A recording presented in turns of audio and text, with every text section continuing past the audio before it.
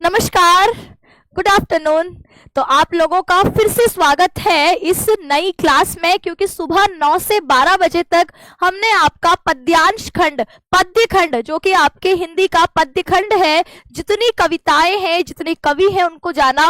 अब हम आ जाते हैं अभी टॉप 100 एमसीक्यू करने और इसकी थ्योरी को कंप्लीट करने। तो सभी प्यारे साथी एक बार बताइए भैया, खा पी के आए हो कि नहीं आए हो? क्या खा लिया तुमने, बताओ जरा एक बार। कुछ नहाने धोने वाले थे कि दीदी नहाने जा रहे हैं, कुछ कह रहे थे कि दीदी भूख लगी है। तो बताओ क्या दबा के आए हो, क्या खा के आए हो? खाए हो कुछ कि नहीं? कि साथ में खाना लेके बैठे हो कि पढ़ेंगे भी खाएंगे भी? अभी तो हम मौज करके आए हैं। मैगी खाए हो बेटा, मैगी जैसे हो जाओगे, है ना? तो खाना खाया करो, मैगी मत खाया करो, मैगी जैसे हो जाओगे बिल्कुल कीड़े की तरह, है ना? चलो अब यहाँ पर ये आपका टाइम टेबल है, इसका स्क्रीनशॉट ले लो। 21 फरवरी आज है। 21 फरवरी में सुबह 9 से लेकर 12 की पद्यांश आधारित क्लास हो चुकी है डन। ठीक है, इसका पीडीएफ तुमको मिल जाएगा रोजगार विद अंकित एप्लीकेशन के पीडीएफ क्लास नोट्स वाले फोल्डर पर। अब आ रहे हैं हम 1 बजे वाली क्लास पर। 1 से 3 बजे गद्य खंड के टॉप 100 एमसीक्यू करेंगे। फिर 1 से 3 बजे तक पढ़ने के बाद फिर 1 घंटे की छुट्टी मिलेगी और 3 से 4 बजे तक बढ़िया तुम मौज करना, सो जाना 1 घंटा। फिर 4 बजे फिर जाग जाना और 4 से 6 आज हम निबंध और पत्र जो है वह कंप्लीट कर लेंगे। 15 नंबर, 9 नंबर के निबंध, 6 नंबर का पत्र। 15 नंबर तो तुम्हारे सिर्फ एक ही शाम वाली क्लास से आ जाएंगे। तो इस टाइम टेबल का स्क्रीनशॉट ले लो। फिर कल का टाइम टेबल है ये 3 क्लासेस का, फिर परसों का और फिर नरसों का। अच्छा, साहित्यिक हिंदी वाले कह रहे दीदी हमारा क्या? साहित्यिक हिंदी वालों का गेस्ट पेपर कल करा दूंगी। ठीक है, साहित्यिक हिंदी वालों के लिए गेस्ट पेपर कराया जाएगा कल रात को 8 बजे। ये आपके कल रात 8 बजे साहित्यिक हिंदी कौन से, जो आर्ट्स वाले बच्चे हैं हमारे, उनको कल हम आपके पेपर सॉल्व करवा रहे होंगे। ठीक है, तो चलिए फिर डन करते हैं, अब आगे बढ़ते हैं। जूम तुम यहाँ पर यार डबल की इसको स्क्रीन को थोड़ा सा आपके तिरछा करो तो पूरा क्लियर दिख रहा होगा। पिछली क्लास में भी तुमको ये टाइम टेबल दिखाया ही है मैंने, है ना? तो चलो अब एक बार पूरे गद्य साहित्य के इतिहास को समझो, फिर हम आगे बढ़ेंगे। ठीक है, समझ रहे हो? पहले थोड़ी सी थ्योरी करेंगे, ठीक है, उसके बाद मैं आपको क्वेश्चंस कराऊंगी। तो आप लोगों को शुरू से लेकर अंत तक क्लास में बने रहना है, इससे बाहर आपके एमसीक्यू नहीं पूछे जाएंगे। ठीक है, थ्योरी को मैं ट्रिक के साथ याद करवा दूंगी और उसके बाद एमसीक्यू देखूंगी कि आप लोग एमसीक्यू में कितना स्कोर कर पा रहे हो। ठीक, चलिए तो अब यहाँ पर बढ़िया तरीके से ये बताइए कि जब हम हिंदी साहित्य की बात कर रहे हैं तो हिंदी साहित्य को कितने कालों में बांटा गया है। जब आप हिंदी साहित्य की यात्रा कर रहे हैं तो ये हिंदी साहित्य की यात्रा, हिंदी साहित्य का इतिहास बताओ कितने खंडों में बांटा गया है। हिंदी साहित्य के इतिहास को कितने खंडों में बांटते हो? तो कहोगे 4 खंड है दीदी। कौन कौन से हैं ये 4 खंड? एक बार बढ़िया तरीके से कमेंट में बताओ कौन कौन से 4 खंड हैं। तो कहोगे दीदी हमारे पास सबसे पहले आदिकाल। आदि का मतलब क्या है? शुरुआत का जो सबसे पहला काल है उसको आदिकाल कहते हैं। आदि मतलब शुरुआत का। फिर कौन सा काल था? आपको पूछेगा कितने काल में बांटा है। आदिकाल के बाद क्या आता है? भक्ति काल। फिर क्या आता है? रीति काल। और फिर अंत में क्या आता है? आधुनिक काल। क्या आता है? आधुनिक काल। ठीक है, अब ये बताओ कि इसमें हम वीर गाथा काल किसको कहते हैं? चलिए सवाल आपसे ही कि वीर गाथा काल किसको कहते हैं, और आपके मैचिंग मिलान करो। चलो मिलान करो कि इसमें कौन सा पूर्व मध्य काल है, कौन सा पूर्व मध्य काल है, कौन सा गद्य काल है, कौन सा उत्तर मध्य काल है, उत्तर मध्य काल है, और कौन सा वीर गाथा काल है। मैच कर लो एक बार, वीर गाथा काल है। ठीक है, मिलान करना आता है तो बताओ मिलान कर रहे हो? चलो तो मिलाते हैं। अब आप कहोगे कि ये जो आदि काल है ना, इसी का नाम हम क्या कहते हैं? वीर गाथा काल। इसी को क्या कहते हैं? वीर गाथा काल। ठीक है, पूर्व मध्य काल काल, ये दोनों मध्य में है, मध्य मतलब बीच में है, उसमें से पूर्व जो बीच में भी पहले बीच में है उसको क्या कहते हैं, तो कहोगे भक्ति काल। और जो उत्तर मध्य है भैया, जो मध्य में भी बाद में है वो हो गया रीति काल। और गद्य काल किसको कहते हैं, तो कहोगे ये जो हमारा आधुनिक काल है ना, इसको गद्य काल कहा जाता है। तो ये तिरछा मिर्चा खेल समझ में आ रहा है कि आदि काल को वीरगाथा काल, ठीक है, पूर्व मध्य काल भक्ति काल को, गद्य काल आधुनिक काल को, रीति काल को उत्तर मध्य काल कहा जाता है। हिंदी आपकी बहुत पुरानी नहीं है, 1000-1200 साल पुरानी भाषा हिंदी है, ठीक है। तो यहाँ पर लगभग 700 ईस्वी के बाद का समय हम क्या कहते हैं, आदिकाल का। देखो अब यहाँ पर गद्य की बात करोगे, इसको नोट कर लिया ना, इसको नोट कर रहे हो। अब एक बात और समझो, इसमें से जो हमारे 3 काल है, मैं इसको ऊपर से हटा देती हूं, इसमें से जो 3 काल है वो तो पद्य यानी कविताओं के लिए प्रसिद्ध रहे हैं। कौन कौन से, आदि काल, भक्ति काल और रीति काल। इनको हम क्या कहते हैं, पद्य प्रधान। पद्य यानी जहां पर कविताएं ज्यादा लिखी गई। और आधुनिक काल कैसा है, तो भैया इसमें गद्य ज्यादा लिखा गया। अब ये जो आधुनिक काल है इसकी शुरुआत किससे होती है, तो कहोगे आधुनिक काल की शुरुआत होती है भारतेंदु से। किससे होती है, भारतेंदु से। अच्छा, भारतेंदु से शुरुआत होती है, तो भारतेंदु से पूर्व युग में कौन कौन से युग आएंगे, तो कहोगे भारतेंदु से पहले की बात करो तो भारतेंदु से पहले हमारे आदिकाल, भक्तिकाल, रीतिकाल। तो हम इसको भारतेंदु पूर्व कहेंगे। क्या कहेंगे, भारतेंदु पूर्व, भारतेंदु से पहले।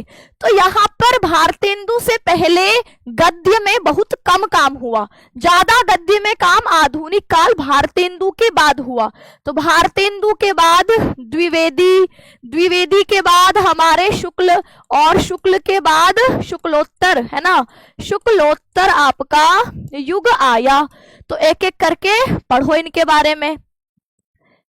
देखो हिंदी साहित्य का काल विभाजन हम गद्य की दृष्टि से करें तो भारतेंदु से पहले का समय पूर्व भारतेंदु युग कहा जाता है। भारतेंदु को हम नव जागरण या पुनर्जागरण काल भी कहते हैं। आपसे कहेगा नव जागरण या पुनर्जागरण काल कौन सा है, तो कहोगे आपका भारतेंदु युग।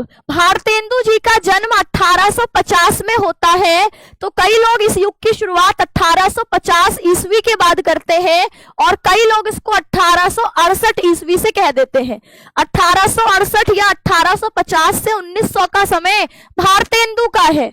फिर आ गए आपके द्विवेदी युग। द्विवेदी युग आपके भारतेंदु के बाद का है, इसको हम जागरण सुधार काल।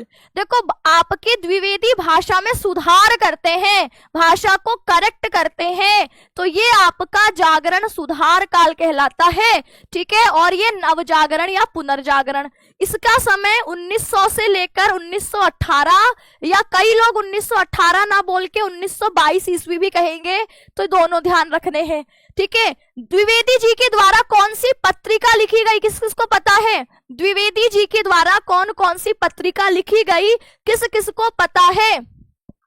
साइंस वाले सामान्य हिंदी पढ़ते हैं, चलो बताओ। अब शुक्ल युग, शुक्ल युग को और क्या कहते हैं, शुक्ल युग को छायावाद भी कहा जाता है। शुक्लोत्तर युग को छायावादोत्तर युग भी कहा जाता है। शुक्ल युग की शुरुआत 1918 से 1938 कही गई है। बहुत बढ़िया, मतलब पढ़ करके आए हो तुम, बहुत बढ़िया। तो आपके द्विवेदी युग का नामकरण महावीर प्रसाद द्विवेदी के नाम पर होता है और उनकी जो पत्रिका प्रसिद्ध रही है वह सरस्वती पत्रिका है, जिसका संपादन बताओ कब किया था, 1903 में। 1900 से शुरुआत थी इस युग की, 1903 में जाकर सरस्वती पत्रिका का संपादन महावीर प्रसाद द्विवेदी करते हैं, ठीक है। शुक्ल युग का नामकरण देखो 1918 में इसको खत्म मान रहे हैं, तो 1918 से 1938 ईस्वी पर यह गया है। शुक्लोत्तर युग को हम 1938 से लेकर 1947 तक मानते हैं और 1947 के बाद हो गई है स्वतंत्रता, तो इसको हम स्वातंत्र्योत्तर युग, स्वतंत्रता के बाद का युग 1947 के आज तक का मानते आ रहे हैं। बहुत बढ़िया, आगे बढ़ो फिर। ठीक है, अब एक बार जल्दी जल्दी जल्दी जल्दी जल्दी सबसे पहले हम भारतेंदु से पहले की रचनाओं को पढ़ेंगे। भारतेंदु से पहले कौन कौन सी रचनाएं हुए उनके बारे में पढ़ेंगे। ठीक है, चलिए तो यहाँ पर भारतेंदु से पहले कौन कौन सी रचनाएं हुई किस किस को पता है? देखो, आपके भारतेंदु जी ने ना जो खड़ी बोली गद्य है, कौन सी खड़ी बोली, हिंदी की जो खड़ी बोली है, खड़ी बोली गद्य की शुरुआत की है। खड़ी बोली में गद्य की शुरुआत, देखो उससे पहले ब्रज भाषा चल रही थी। भारतेंदु से पहले ब्रज भाषा, मैथिली, राजस्थानी ये चल रही थी। लेकिन जब आपके भारतेंदु आए तो इन्होंने खड़ी बोली में गद्य की शुरुआत करी। तो अब हमें ये भारतेंदु से पहले की ऐसी कौन सी रचनाएं हैं जहां पर हमें थोड़ा थोड़ा गद्य देखने को मिलता है, ये अगर बात करें तो भारतेंदु से पहले एक हुए आपके राउलवेल रचना मिलती है, उक्ति व्यक्ति प्रकरण रचना मिलती है, और वर्ण रत्नाकर। भैया इंपॉर्टेंट है तीनों नाम, तीनों नाम का स्क्रीनशॉट ले लो। भारतेंदु से पहले लगभग 10वीं शताब्दी, 12वीं शताब्दी, 14वीं शताब्दी, भारतेंदु हुए हैं आपकी 17वीं शताब्दी में। भारतेंदु से लगभग 700 साल पहले आपके देखो तीन रचनाएं, 10, 12, 14 इसी क्रम से याद रखनी है। 10वीं शताब्दी की एक रचना राउलवेल, एक 12वीं शताब्दी की रचना उक्ति व्यक्ति प्रकरण, और एक वर्ण रत्नाकर 14वीं शताब्दी की। राउलवेल रचना है रोडा कवि की, उक्ति व्यक्ति प्रकरण रचना है दामोदर शर्मा की, और वर्ण रत्नाकर है ज्योतिरीश्वर ठाकुर की। ठीक है, इसमें देखो राजस्थानी गद्य की प्राचीनतम रचना कही जाती है, ये राजस्थानी गद्य है इसमें। और उक्ति व्यक्ति में तत्सम शब्दों का, संस्कृत शब्दों का अधिक प्रयोग किया गया है। वर्ण रत्नाकर देखो मैथिली गद्य की महत्वपूर्ण रचना मानी गई है। भारतेंदु से पहले हम इसको कहेंगे। अच्छा, हिंदी खड़ी बोली गद्य की पहली रचना किसको कहा जाता है? जब हम खड़ी बोली गद्य की बात कर रहे हैं, ये देखो एग्जाम में हर बार सवाल आए हैं यहां से, तो बताओ गोरा बादल की कथा किस किसने इसका नाम सुना है? गोरा बादल की कथा का नाम किस किस प्यारे बच्चे ने सुना हुआ है? आपकी खड़ी बोली गद्य की प्रारंभिक रचना गोरा बादल की कथा, ये और इसके अलावा एक और चंद छंद वर्णन की महिमा। कई लोग कहते हैं गोरा बादल की कथा है, कई लोग कहते हैं चंद छंद वर्णन की महिमा इसको भी कहते हैं कि यह पहली है। अच्छा, ये आएगा तो इसके कवि कौन है? कवि गंग है। कौन है? कवि गंग। कई लोग कहते हैं ये है पहली, और कई लोग कहते हैं ये है। अच्छा, जैसे चंद छंद वर्णन की महिमा के रचनाकार कवि गंग हैं, तो गोरा बादल के रचयिता कौन है? जटमल है। ये रचना कब की है? 1623 ईस्वी की। 1623, अभी भारतेंदु हुए नहीं है, भारतेंदु से पहले का समय चल रहा है। तो ये आपके 1623 की रचना है गोरा बादल की कथा। इसके लेखक जटमल हैं। इसमें हमें प्रारंभिक खड़ी बोली मिलती है, थोड़ा थोड़ा ब्रज भाषा का प्रभाव देखने को मिलता है।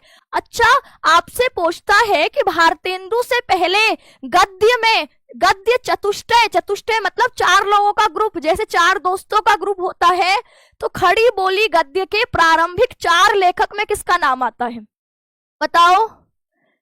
खड़ी बोली गद्य में जो प्रारंभिक 4 लेखक हैं, इसमें सबसे पहले ये 4 लेखकों का नाम बताओ मुझे फटाफट।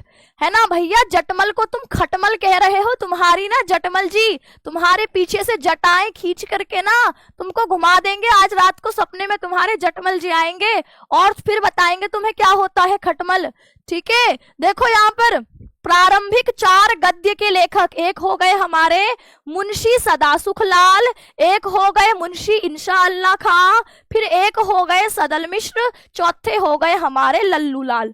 खड़ी बोली गद्य के पहले 4 प्रारंभिक लेखक खड़ी बोली गद्य के पहले 4 प्रारंभिक लेखक कौन कौन से हैं? तो कहोगे आपके मुंशी सदासुख लाल। मुंशी सदासुख लाल सुख के सागर में डुबकी लगवाते हैं। इनकी रचना का नाम क्या है? तो कहोगे सदासुख लाल की रचना का नाम है सुख सागर, क्योंकि यह सुख के सागर में डुबोते हैं। मुंशी इंशा अल्लाह खां, ये इनके बाद इन्होंने क्या करा? रानी केतकी की कहानी लिखी। क्या लिखी? रानी केतकी की कहानी। फिर है आपके सदल मिश्र। सदल मिश्र की नाक टेढ़ी थी तो इन्होंने नासिकेतोपाख्यान लिखा। और लल्लू लाल तो नाम से ही लल्लू है, तो ये किस में डुबकी लगाते हैं? ये देखते हैं सदासुख लाल जाकर के सुख के सागर में डुबकी लगा रहे हैं, तो ये लल्लू लाल जो लल्लू है ये प्रेम सागर में डुबकी लगा देते हैं। इनकी रचना का नाम प्रेम सागर। सदल मिश्र जिनकी नाक टेढ़ी है, इनकी रचना का नाम नासिकेतोपाख्यान। इंशा अल्लाह खां की रचना का नाम रानी केतकी की कहानी। मुंशी सदासुख लाल की रचना का नाम सुख सागर। ये चारों हिंदी खड़ी बोली गद्य के प्रारंभिक 4 लेखक कहे जाते हैं। देखो ये प्रेम सागर की भाषा ब्रज भाषा का प्रभाव है, नासिकेतोपाख्यान में पूर्वीपन का प्रयोग है। तो इस तरीके से आपके यहाँ पर एमसीक्यू सवाल बनेंगे। कुछ महत्वपूर्ण संस्थाएं और उनके संस्थापक, एक बार स्क्रीनशॉट ले लो इसका। खड़ी बोली गद्य के विकास में जो महत्वपूर्ण संस्थाएं रही, जिन्होंने जो आज हिंदी खड़ी बोली हम बोल रहे हैं, इसमें महत्वपूर्ण भूमिका निभाई, तो कहोगे हमारे ब्रह्म समाज के संस्थापक राजा राम मोहन राय। ठीक है, ब्रह्म समाज के संस्थापक राजा राम मोहन राय। कौन सा अलंकार है इनके नाम में? देखो र इनके नाम में कौन सा अलंकार है? भैया इनका अनुप्रास अलंकार वाला नाम रखा है इनके पिताजी ने। देखो इनके पिताजी माताजी ने कैसा नाम रख दिया? र वर्ण की आवृत्ति वाला राजा राम मोहन राय, है ना। तो ये आपके ब्रह्म समाज के संस्थापक हैं। कब करी इन्होंने ब्रह्म समाज की स्थापना? कहोगे 1828 में। 1828 ईस्वी में राजा राम मोहन राय ने ब्रह्म समाज की संस्थापना करी। स्वामी विवेकानंद ने रामकृष्ण मिशन शुरू किया है 1897 में। 1897 में प्रार्थना समाज महादेव गोविंद रनाडे, है ना, इन्होंने प्रार्थना समाज। स्वामी दयानंद सरस्वती का आर्य समाज पिछले 2024 में पूछा गया है। ये क्वेश्चन आपके 2024 के बोर्ड पेपर में आया था कि स्वामी दयानंद सरस्वती ने कौन से समाज की स्थापना करी? भैया आर्य समाज। देखो यहाँ पर यह भी पूछा गया था, दयानंद सरस्वती की जो सत्यार्थ प्रकाश किताब है ना, सत्यार्थ प्रकाश, इसके बारे में भी सवाल बना था। ठीक है, थियोसॉफिकल सोसाइटी 1882 में मैडम एनी बेसेंट के द्वारा इस संस्था की स्थापना हुई। अब भारतेंदु से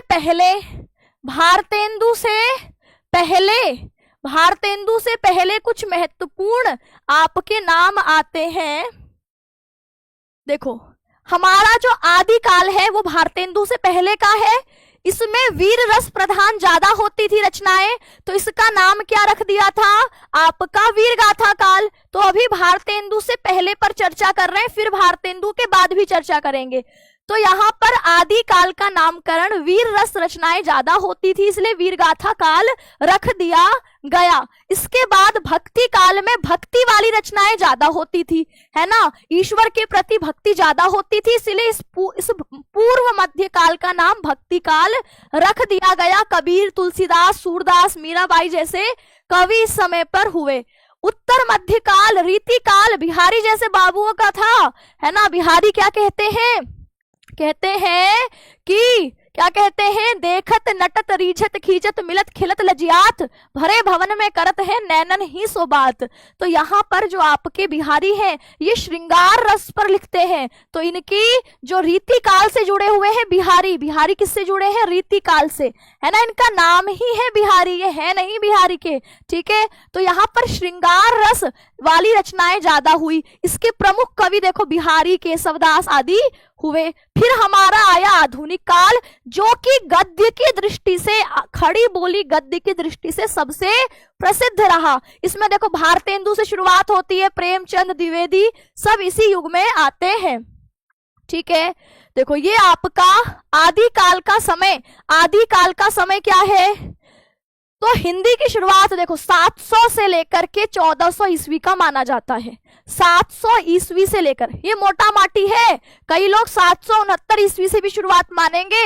769 ईस्वी, जो कि सरहपा हिंदी के पहले कवि है। सरहपा हिंदी के पहले कवि, ठीक है, हिंदी के क्या है, ये पहले कवि माने जाते हैं, हिंदी के पहले कवि माने जाते हैं। इनसे भी कई लोग कहते हैं शुरुआत है, लेकिन तुम ऐसे याद रखना 700 से 1400, 1400 से 1700। भक्ति काल को तुम यहाँ पर 700 से 1400 में कितने साल हुए? 700। फिर यहाँ पर 1400 से 1700 पर हम आए तो कितने साल हुए? 300 साल। फिर उत्तर मध्यकाल में एग्जैक्ट इसके आधे, रीति काल को देखो 1700 से 1850, ऐसे याद रखना। और आधुनिक काल तो तुम्हें पता ही है कि आधुनिक काल भारतेंदु से शुरू होता है। तो भारतेंदु 1850 में पैदा हुए, तो 1850 से 1900, फिर द्विवेदी युग, फिर छायावाद, फिर आपके शुक्ल युग को हम छायावाद कहते हैं, फिर प्रगतिवाद, फिर प्रयोगवाद, नई कविता आदि आगे बढ़ता रहता है। तो यहाँ पर राउलवेल तुमने पढ़ ली। राउलवेल रोडा कवि की रचना है, 10वीं शताब्दी की रचना है।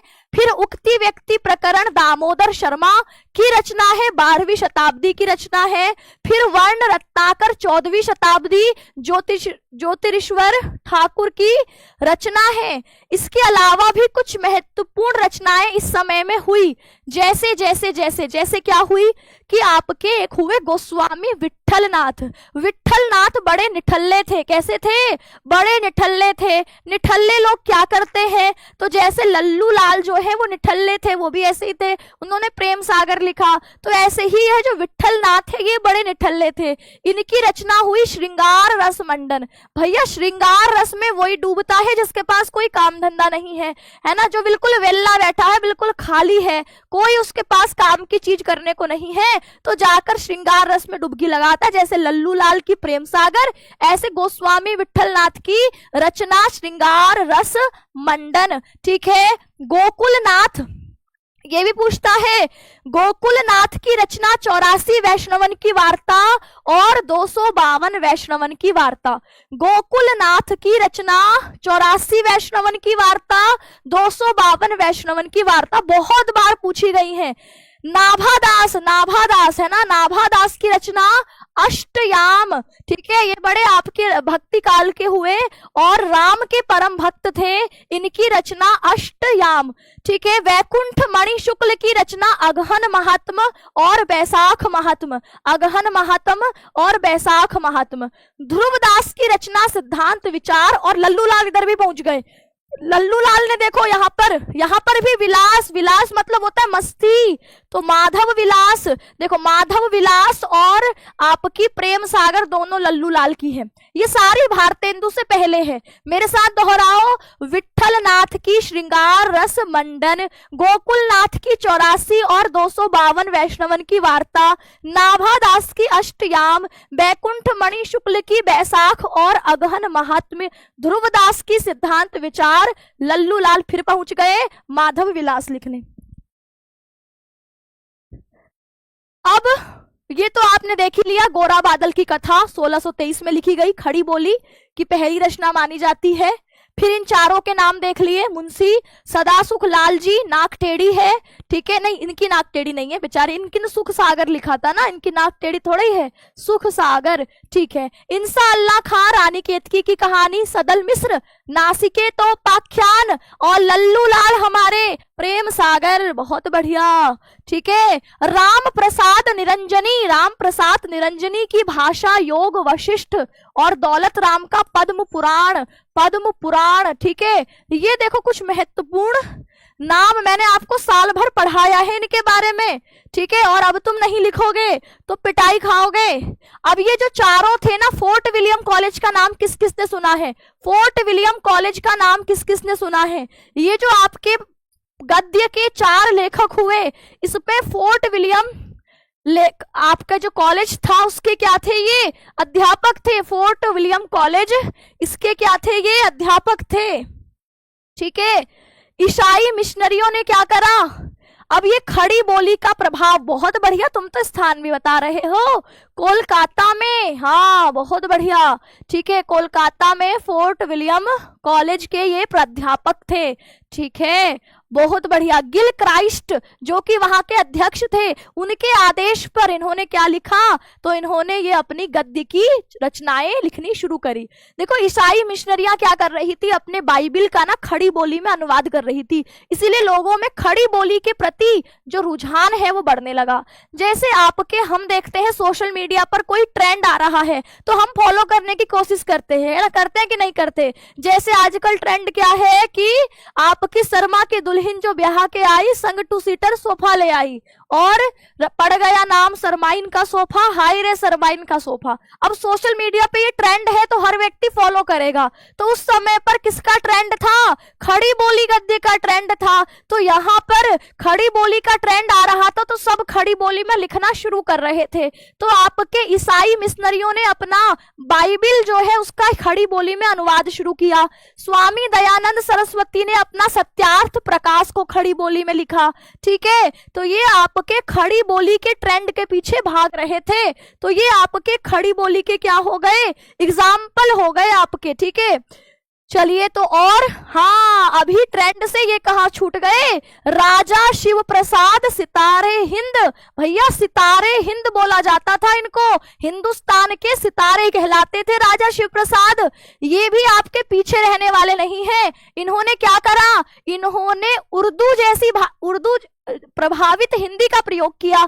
इनके द्वारा बनारस अखबार, कौन सा अखबार, बनारस अखबार 1845 में निकाला गया। आपके उर्दू जैसी हिंदी के समर्थक थे, उर्दू जैसी हिंदी के समर्थक कौन थे, तो राजा शिव प्रसाद सितारे हिंद। ठीक है, और अब इनके विरोध में खड़े हो गए। इन्होंने कहा ये उर्दू वाली हिंदी का प्रयोग करेंगे, तो इनके विरोध में आ गए। आप इनकी रचनाएं देख लो, ये इनकी रचनाएं हैं। इनके विरोध में आए हमारे राजा लक्ष्मण सिंह, कह रहे अच्छा बेटा तू उर्दू वाली हिंदी बोलेगा, देख मैं कैसे संस्कृत वाली हिंदी बोलता हूं।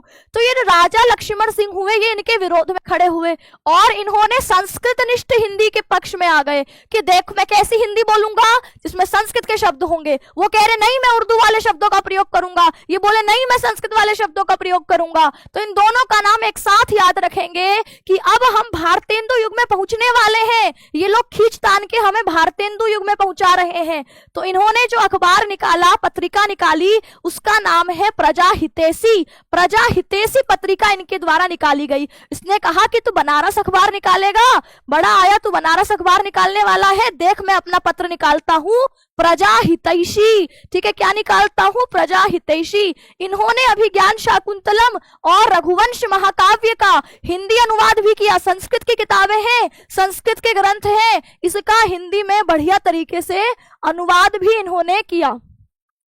ठीक है, तो आपके भारतेंदु आए, कहे ना तू जीतेगा ना तू जीतेगा, जीतेगा कौन, मैं जीतेगा, है ना, अपुनिच भगवान है कहते हुए भारतेंदु जी प्रकट हुए।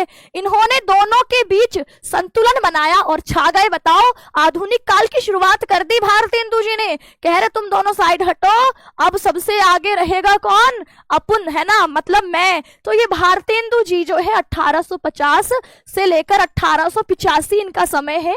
1850 में इनका जन्म होता है और हम पहुंच जाते हैं सीधे छलांग लगाकर आपके किसमें, आपके सीधे आधुनिक युग में पहुंच जाते हैं। बेटा एमसीक्यू करोगे, ठीक है, पहले मेंढक खा लो। अच्छा, तुम लोगों ने मेंढक और आपके मिठाई की कहानी सुनी है मुझसे कि नहीं सुनी, नहीं सुनी है, हाथ खड़ा करो, तुमको एक कहानी सुनाती हूँ। देखो, अगर मेरी प्लेट में मेंढक और मिठाई दोनों रखी हो तो क्या खाओगे सबसे पहले, बताओ, मेंढक खाओगे कि मिठाई। तो यहाँ पर जो इतने कामचोर बच्चे हैं कह रहे हम तो पहले मिठाई खाएंगे, है ना, क्या पता मेंढक खाने तक जिंदा रहे ना रहे, तो पहले मिठाई खा लेंगे। तो सुन लो पहले भैया, पहले मेंढक खाओ, है ना, यही गलती तुम कर रहे हो। अच्छा, तुमने मेंढक नहीं खाया, खाना तुम्हें दोनों पड़ेगा। तो अगर तुमने पहले मिठाई खा ली ना, तब तुम्हारे दिमाग में डर बना रहेगा अभी मेंढक बचा हुआ है, अभी मेंढक बचा हुआ है, टेंशन में रहोगे कि मेंढक खाना है, मेंढक खाना है। अब तुम पहले ही मेंढक घटक जाओ और फिर आराम से मजे लेते हुए मिठाई खाओ। तो पहले मेंढक घटकना है, फिर मिठाई मिलेगी। बिना मेंढक घटके मिठाई नहीं मिलेगी। नहीं तो मिठाई खाते खाते दिमाग में ख्याल होगा कि अभी मेंढक बचा हुआ है। तो इसीलिए मेरा तरीका है कि पहले मेंढक खिला दो और फिर मिठाई मजे लेते हुए खाओ। तो मेंढक खाना चल रहा है अभी, ठीक है। तो भारतेंदु के युग में पहुंच चुके हैं। भारतेंदु युग के प्रमुख लेखकों के नाम बताओ।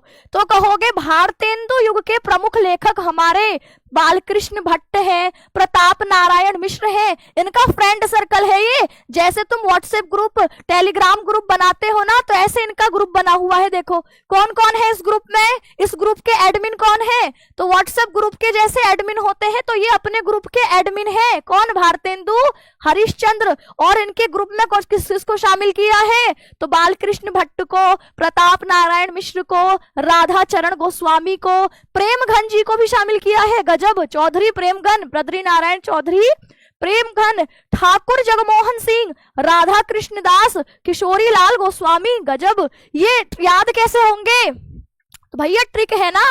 बाल प्रताप राधा बदरी ठाकुर किशोर की राधा कथा। बाल है जिनका प्रताप है ना, ये जो बाल रूप में ही अपना प्रताप दिखाते हैं, ऐसे राधा बदरी ठाकुर किशोर की राधा कथा सुनाते हैं। तो बाल रूप में प्रताप दिखाने वाले राधा बदरी ठाकुर अपने किशोर की राधा कथा को सुनाते हैं। तो बाल से बालकृष्ण भट्ट, प्रताप से प्रताप नारायण मिश्र, राधा से राधा चरण गोस्वामी, बदरी से हमारे प्रेमघन, ठाकुर से ठाकुर जगमोहन सिंह, किशोर से किशोरी लाल हमारे गोस्वामी की राधा से राधा कृष्णदास। चलिए फिर आगे बढ़ते हैं। अब देखो पूछ लेगा भारतेंदु युग के प्रमुख लेखक कौन है। अब ये जो बालकृष्ण भट्ट हैं, इनकी एक पत्रिका जबरदस्त तरीके से हर बार पूछी जाती है। इसका नाम है हिंदी प्रदीप। उठा के देख लो प्रीवियस ईयर, आपका हिंदी प्रदीप पत्रिका, जो कि बालकृष्ण भट्ट की पत्रिका है, हर बार पेपर में पूछी जाती रही है। तो कहेंगे भट्ट जी ने क्या करा? बालकृष्ण, देखो छोटे से हनुमान जाकर सूर्य को निगल आए थे। तो ये जो नाम ही है इनका बालकृष्ण, ये बाल मत बाल नहीं है, इन्होंने हिंदी का प्रदीप पत्रिका निकाली है ना। हिंदी की प्रदीप पत्रिका इन्होंने निकाली है। इनको हम हिंदी का एडिसन कह देते हैं। जैसे एडिसन 1000 बार फेल होकर बल्ब का आविष्कार करता है, तो ये हिंदी के एडिसन है। इन्होंने आपके हिंदी में प्रदीप, दीपक जलाया है, हिंदी प्रदीप पत्रिका निकाली है। तो नाम ही है इनका छोटा, है ना, काम बहुत बड़े बड़े हैं। बालकृष्ण भट्ट, प्रताप नारायण मिश्र, मिश्रा जी, जो ऐसे आपके जो है अपना तंबाकू रगड़ते हुए आते हैं ना मिश्रा जी, तो ये मिश्रा जी भी बड़े काम के आदमी हैं। ये जो मिश्रा जी है, इनकी पत्रिका का नाम क्या है? ब्राह्मण पत्रिका। कौन सी पत्रिका है? तो कहेंगे आपकी प्रताप नारायण मिश्र की पत्रिका है ब्राह्मण पत्रिका। ठीक है, मिश्रा जी ने कौन सी पत्रिका निकाली? ब्राह्मण। अच्छा, अब कौन आ गए? बद्री नारायण चौधरी प्रेमघन। बद्री नारायण चौधरी प्रेमघन, इनके नाम में है प्रेमघन। अब प्रेम में क्या ढूंढते हो तुम? आनंद। तो ऐसे याद कर लो कि बद्री नारायण चौधरी, जिनने अपने नाम के पीछे लगा रखा है प्रेमघन। घन मतलब बादल, प्रेम रूपी बादल है जिनके पास, उन्हीं के पास तो होगा आनंद। कादम्बिनी पेड़, आनंद रूपी पेड़ उन्हीं के पास होगा जिनके पास प्रेम रूपी बादल है। तो बद्री नारायण चौधरी की पत्रिका है आनंद कादम्बिनी, बहुत बार पेपर में प्यारे बच्चे पूछी गई है। अब ये जो आधुनिक युग है, भारतेंदु युग है, इसको हिंदी गद्य के विकास का स्वर्ण काल कहा गया है। क्या कहा गया है? Golden period. स्वर्ण काल यानी गोल्डन पीरियड, जो तुम्हारी जिंदगी से अब निकलने वाला है। देखो 12वीं तक का स्कूल के समय को हम अपनी जिंदगी का गोल्डन पीरियड कहते हैं, स्वर्ण काल कहते हैं। और तुम उस स्वर्ण काल की आखिरी दहलीज पर खड़े हो। ये 12वीं की परीक्षा देते ही तुम 12वीं जो है स्कूल के दिनों को मिस करने वाले हो, और दोबारा तुम्हारा मन करेगा कि तुम स्कूल जाओ, है ना। तो ये जो तुम्हारा गोल्डन पीरियड है, ये निकलने वाला है। तो यहाँ पर क्या कह रहे हो दीदी, याद मत दिलाओ? तो भैया चलो पढ़ लो, याद नहीं दिलाते हैं। तो भारतेंदु युग जो है, ये हिंदी गद्य के विकास का गोल्डन पीरियड, स्वर्ण काल कहा जाता था। अरे वाह, तुम तो क्वेश्चंस पर पहुंच गए, इतनी जल्दी आ गया आपकी मिठाई। भैया मिठाई, मुंह में पानी आ रहा है, मिठाई आ गई इतनी जल्दी वो भी। मेरा मन कर रहा है कि तुम्हें थोड़ा सा मेंढक और खिला दिया जाए। इतनी जल्दी मिठाई नहीं मिलेगी बेटा, थोड़ी सी मेंढक और खाना पड़ेगा। तुम बड़े जल्दी जल्दी जो गपकने की चाल में हो ना, पहले थोड़ा सा और पढ़ लो मेंढक को, ठीक है? मेंढक को अभी थोड़ा और पढ़ना है, उसके बाद आपकी मिठाई खिलाई जाएगी। चलो आ जाओ दोबारा मेंढक खाने, फिर मिठाई हो मिलेगी।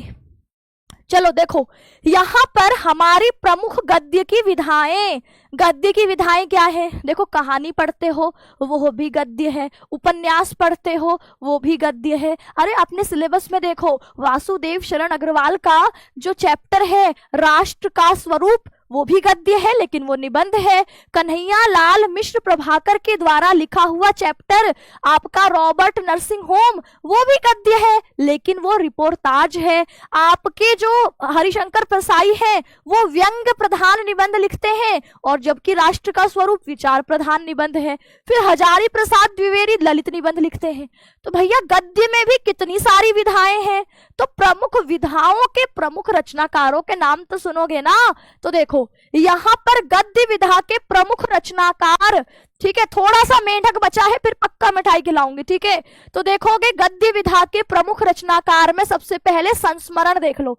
संस्मरण मतलब अपने जीवन की किसी बीती हुई घटना के आधार पर जब मैं कोई रचना लिखूं, कोई कहानी लिखूं, तो वो संस्मरण कहलाती, क्योंकि इसमें सच्चाई होती है ना? क्योंकि ये बीत चुका है, अब उस घटना को मैं याद करके कि बचपन में मेरी जो दादी है वो मुझे कहानियां सुनाई करती थी, परियों की कहानी सुनाती थी, है ना? और कहती थी एक दिन सफेद घोड़े पर एक राजकुमार बैठकर आएगा, ठीक है? तो ये जो कहानियां वो सुनाती थी, अब मैं इसके आधार पर एक कहानी लिखूं, तो ये क्या कहलाएगा? संस्मरण। तो ये जो संस्मरण में जो प्रमुख नाम है वो है महादेवी वर्मा और रामवृक्ष बेनीपुरी, ठीक है? कौन है? महादेवी वर्मा और रामवृक्ष बेनीपुरी। महादेवी वर्मा लिखती है कि जब मैं कहानी सुना करती थी तो मेरे पथ में और भी साथी थे, रास्ते में और भी लोग थे जो ये क्या करते थे, जो मेरे साथ उस वक्त हुआ करते थे। तो इनकी रचना है पथ के साथी। अब बेचारे रामवृक्ष बेनीपुरी ये आपके स्वतंत्रता संग्राम में उलझ पड़े और इनकी रचना आपकी, अब ये जंजीरों में और चारों तरफ दीवारों से घिरे हुए थे। रामवृक्ष बेनीपुरी बेचारे जेल में बंद थे और इनको जंजीरों में बांध रखा था और इनके आसपास सिर्फ दीवारें ही दीवारें थी। तो ये उसी घटना को लिखते हैं, ये लिखते हैं जंजीरें और दीवारें, और ये लिखती है पथ के साथी। ये बेचारे रामवृक्ष बेनीपुरी, ये महादेवी वर्मा दिनों को याद कर रही है कि वाह, मैं अपने दोस्तों के साथ कैसे खेतों में घूमा करती थी, बढ़िया ट्रैक्टर चलाया करती थी, है ना? बढ़िया जो है दिनों को याद कर रही हैं। आगे बढ़ते हैं। रेखा चित्र, रेखाओं से बना देना चित्र, रेखाओं से चित्र बनाना। जैसे रामवृक्ष बेनीपुरी हैं तो वो क्या करते हैं भैया, जेल में अकेले हैं तो वो मिट्टी से मूर्तें बनाते हैं, तो माटी की मूर्तें बनाने लगते हैं। और जो महादेवी वर्मा है उसके दिमाग में अतीत के बीती बातों के चलचित्र, है ना, कहानी चल रही है बीती बातों की। तो ये क्या है आपके रेखा चित्र। रिपोर्टाज, रिपोर्टाज में रांगे राघव भैया, ये जो रांगे राघव है ना, इनको समुद्र घूमने का बड़ा शौक। एक बार निकल लिए ये समुद्र घूमने गोवा वाले बीच पे, है ना, गोवा वाले बीच पे निकल गए। फिर अब जब गोवा वाले बीच पे गए हैं तो भयंकर तूफान आ गया, तो रांगे राघव जी जो है तूफानों के बीच घिर गए। तो फिर इन्होंने आकर एक रिपोर्ट तैयार करी, है ना। रिपोर्टाज क्या होता है? रिपोर्टाज का मतलब है कि हमने जो आंखों देखी घटना करी उस पर कहानी लिख डाली। तो अब भाई गोवा वाले बीच पे घूमेंगे तो तूफान तो आएगा ही, तो तूफान आया तो इन्होंने घर आकर लिखा तूफानों के बीच। फिर आ गए धर्मवीर भारती साहब। धर्मवीर भारती धर्म के काम में लगे हुए थे। अब धर्म के काम में लगे हुए तो इनके घर में धर्म कमाने वाला कोई है ही नहीं, क्योंकि धर्म के कामों में लगे हुए हैं। तो धर्म के कामों में लगे रहने के कारण कमाने वाला था नहीं कोई, तो इनके घर पर अकाल की एक छाया आई, है ना, अकाल पड़ गया, भयंकर सूखा। तो ये जो धर्मवीर भारती साहब हैं, धर्म के काम में लगे रहे, घर में अकाल पड़ गया, तो इनकी रिपोर्टाज लिखा इन्होंने अकाल की एक छाया। क्या लिखा? अकाल की एक छाया। ठीक है, अब देखो आपके गद्य गीत, गद्य में गीत का तड़का है ना, तड़का मारा है दाल में, लहसुन का तड़का पड़ता है ना, तो ऐसे ही इन्होंने गद्य में थोड़ा सा गीत का तड़का दे दिया। ठीक है, तो यहाँ पर जो राय कृष्णदास है, अब देखो कृष्ण की साधना करनी पड़ती है, कृष्ण सबको नहीं मिलते, कृष्ण मीरा को मिलते हैं, कृष्ण राधा को मिलते हैं, हमारे आपके जैसे लोगों को कृष्ण नहीं मिलते, क्योंकि कृष्ण के लिए करनी पड़ती है साधना। तो यहाँ पर आपके राय कृष्णदास जो है ये साधना करते हैं, क्या करते हैं, और सबको यही राय देते हैं कि तुम्हें भी साधना करनी चाहिए। तो राय कृष्णदास जो है साधना करने की राय देते हैं कि कृष्ण की साधना करो। फिर है वियोगी हरि, भैया वियोगी, वियोगी वियोग की पीड़ा, ब्रेकअप हुआ है ना, तो ब्रेकअप में क्या होता है, ये वियोग की पीड़ा झेलनी पड़ती है, मन में ना जाने कितनी तरंगे हिलोरे लेती है कि काश वो वापस आ जाए, है ना, काश वो मुझे अनब्लॉक कर दे, है ना, वो मेरी जिंदगी में चला गया है तो मैं तो बिल्कुल अकेला हो गया हूं। तो ये जो वियोगी हरि है ये आपके इनके मन में तरंगिणी, विचारों की तरंगिणी, विचारों की हिलोरे तड़पे वो घूम रही है। तो ये वियोगी हरि लिखते हैं तरंगिणी, राय कृष्णदास राय देते हैं कि साधना करो कृष्ण की। तो ये आपके गद्य गीत है। आत्मकथा, आत्मकथा में देखो गुलाब राय, गुलाब राय देखो इनके नाम में गुलाब है। अब जो व्यक्ति किसी के पीछे गुलाब लेकर डोलता रहेगा, रोज वाली भी रोजगार देखेगी, तो तुम रोज लेकर जो डोल रहे हो ना, तो ये जो गुलाब राय है ये भी तुम्हारी तरह थे, ये भी रोज लेकर के रोज घूमते थे, रोज लेकर रोज घूमते रहते थे, तो असफल हो गए क्योंकि रोज लेने वाली भी रोजगार देखेगी। अब रोजगार इनके पास था नहीं, तो अब इन्होंने अपनी आत्मकथा लिखी ताकि बाकी लोग ऐसा ना करें। और इन्होंने क्या लिखा, मेरी असफलताएं, इन्होंने बताया कि भैया रोज के पीछे मत जाओ, रोजगार के पीछे जाओ। तो ये जो गुलाब राय है इनकी आत्मकथा है मेरी असफलताएं। ये क्लास का वो निकम्मा बालक है जो रोज लेकर घूमता है।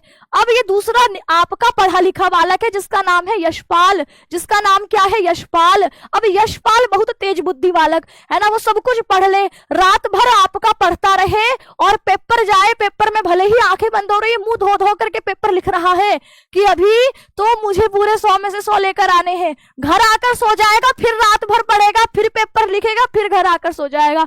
तो ये यशपाल बड़ा छुपा रस्तम है, रात को पढ़ता है। अब ये जो यशपाल पढ़ता है ना, ये क्या करता है, ये बहुत तेज बालक है, ये पहले नौकरी लेगा। तो ये जो यशपाल है इसकी रचना है सिंहावलोकन। सिंह मतलब शेर, जब शेर ऊंची छलांग मारनी होती है तो पीछे 2 कदम हटाता है। तो उस वक्त जब ये रोज लेकर घूम रहा था तो इसने अपने कदम पीछे हटा लिए। यशपाल पढ़ा लिखा बालक है, इसने समझदारी से काम लिया और सिंह यानी शेर की तरह पीछे 2 कदम हटा लिए कि अभी इन सब चीजों में नहीं पड़ना है, बढ़िया नौकरी ले लूंगा, बढ़िया रोजगार लूंगा तो रोज खुद मेरे पास चलकर आएगा। तो ये यशपाल पढ़ा लिखा बालक, इसने शेर की तरह काम किया और 2 कदम उस चीज से पीछे हटा लिए। इसकी रचना है सिंहावलोकन। चलो आगे आते हैं। फिर है भेंट वार्ता। भेंट समझते हो, आपकी भेंट मतलब क्या होता है, भेंट मतलब मुलाकात। अब ये जो यशपाल जैसे लड़के हैं ना, इनके लिए बढ़िया बढ़िया रिश्ते आते हैं, ठीक है, एक से एक रिश्ते आते हैं। फिर ये क्या करते हैं, फिर ये अरेंज मैरिज करते हैं, क्योंकि लव मैरिज तो गुलाब जैसे लोगों की होती है, पढ़े लिखे बालकों की तो अरेंज मैरिज होती है। तो ये जो भेंट वार्ता होती है ये इनके आपके देखो लक्ष्मी चंद्र जैन। अब देखो आपकी लव मैरिज होगी तो बढ़िया गुलाब राय जैसा लड़का मिलेगा, अरेंज मैरिज होगी तो लड़का आपके बिल्कुल समझ रहे हो लक्ष्मी चंद्र जैसा होगा। तो ये जो भेंट वार्ता है इसमें लक्ष्मी चंद्र जैन की रचना है, भगवान महावीर एक इंटरव्यू। अब ऐसे अरेंज मैरिज वाले लड़के बात भी कैसी करेंगे, तो भैया आपके महावीर, अब देखो भगवान महावीर भी जैन थे तो इन्होंने पहला ही इंटरव्यू, पहली ही भेंट वार्ता आपकी महावीर एक इंटरव्यू से शुरुआत करी। इनके नाम में जैन था, इन्होंने कहा किसका इंटरव्यू लो, किससे भेंट करूं, तो इन्होंने भगवान महावीर एक इंटरव्यू करा। फिर है राजेंद्र यादव। राजेंद्र यादव है ना भैया, राजेंद्र यादव, ऐसे लड़के आते हैं फिर भेंट करने के लिए। तो ये राजेंद्र यादव ने लिखा चेखव एक इंटरव्यू। इन्होंने चेखव, इनको इंडिया में लड़की नहीं मिली, ये जो चेखव है ना ये रूस के हैं, कहाँ के हैं, रूस के। तो बेचारे को इंडिया में लड़की नहीं मिली, ये जाके रूस जाकर जो है देख इंटरव्यू लेकर के आए हैं एक, ठीक है, क्या लेकर आए हैं, इंटरव्यू। देखो तुम्हें कहानी इसलिए सुना रही हूँ कि तुम्हें याद हो जाए, है ना, तो थोड़ा सा क्लास में ही याद करो, फोकस करो, थोड़ा पढ़ाई में फोकस करो। अब देखो जीवनी, जीवनी, जीवनी देखो, जीवनी और आत्मकथा में अंतर क्या है। आत्मकथा तुम अपने जीते जी अपने बारे में लिख सकते हो, जीवनी लिखवाने के लिए तुम्हें मरना पड़ेगा, तो जीवनी आपकी कोई और लिखता है। तो यहाँ पर देखो अमृत राय हुए, अमृत राय, ठीक है, अमृत राय ने जीवनी लिखी है किसकी, आपके प्रेमचंद की। अब जी प्रेमचंद है ना, ये बड़े रसिक आदमी थे।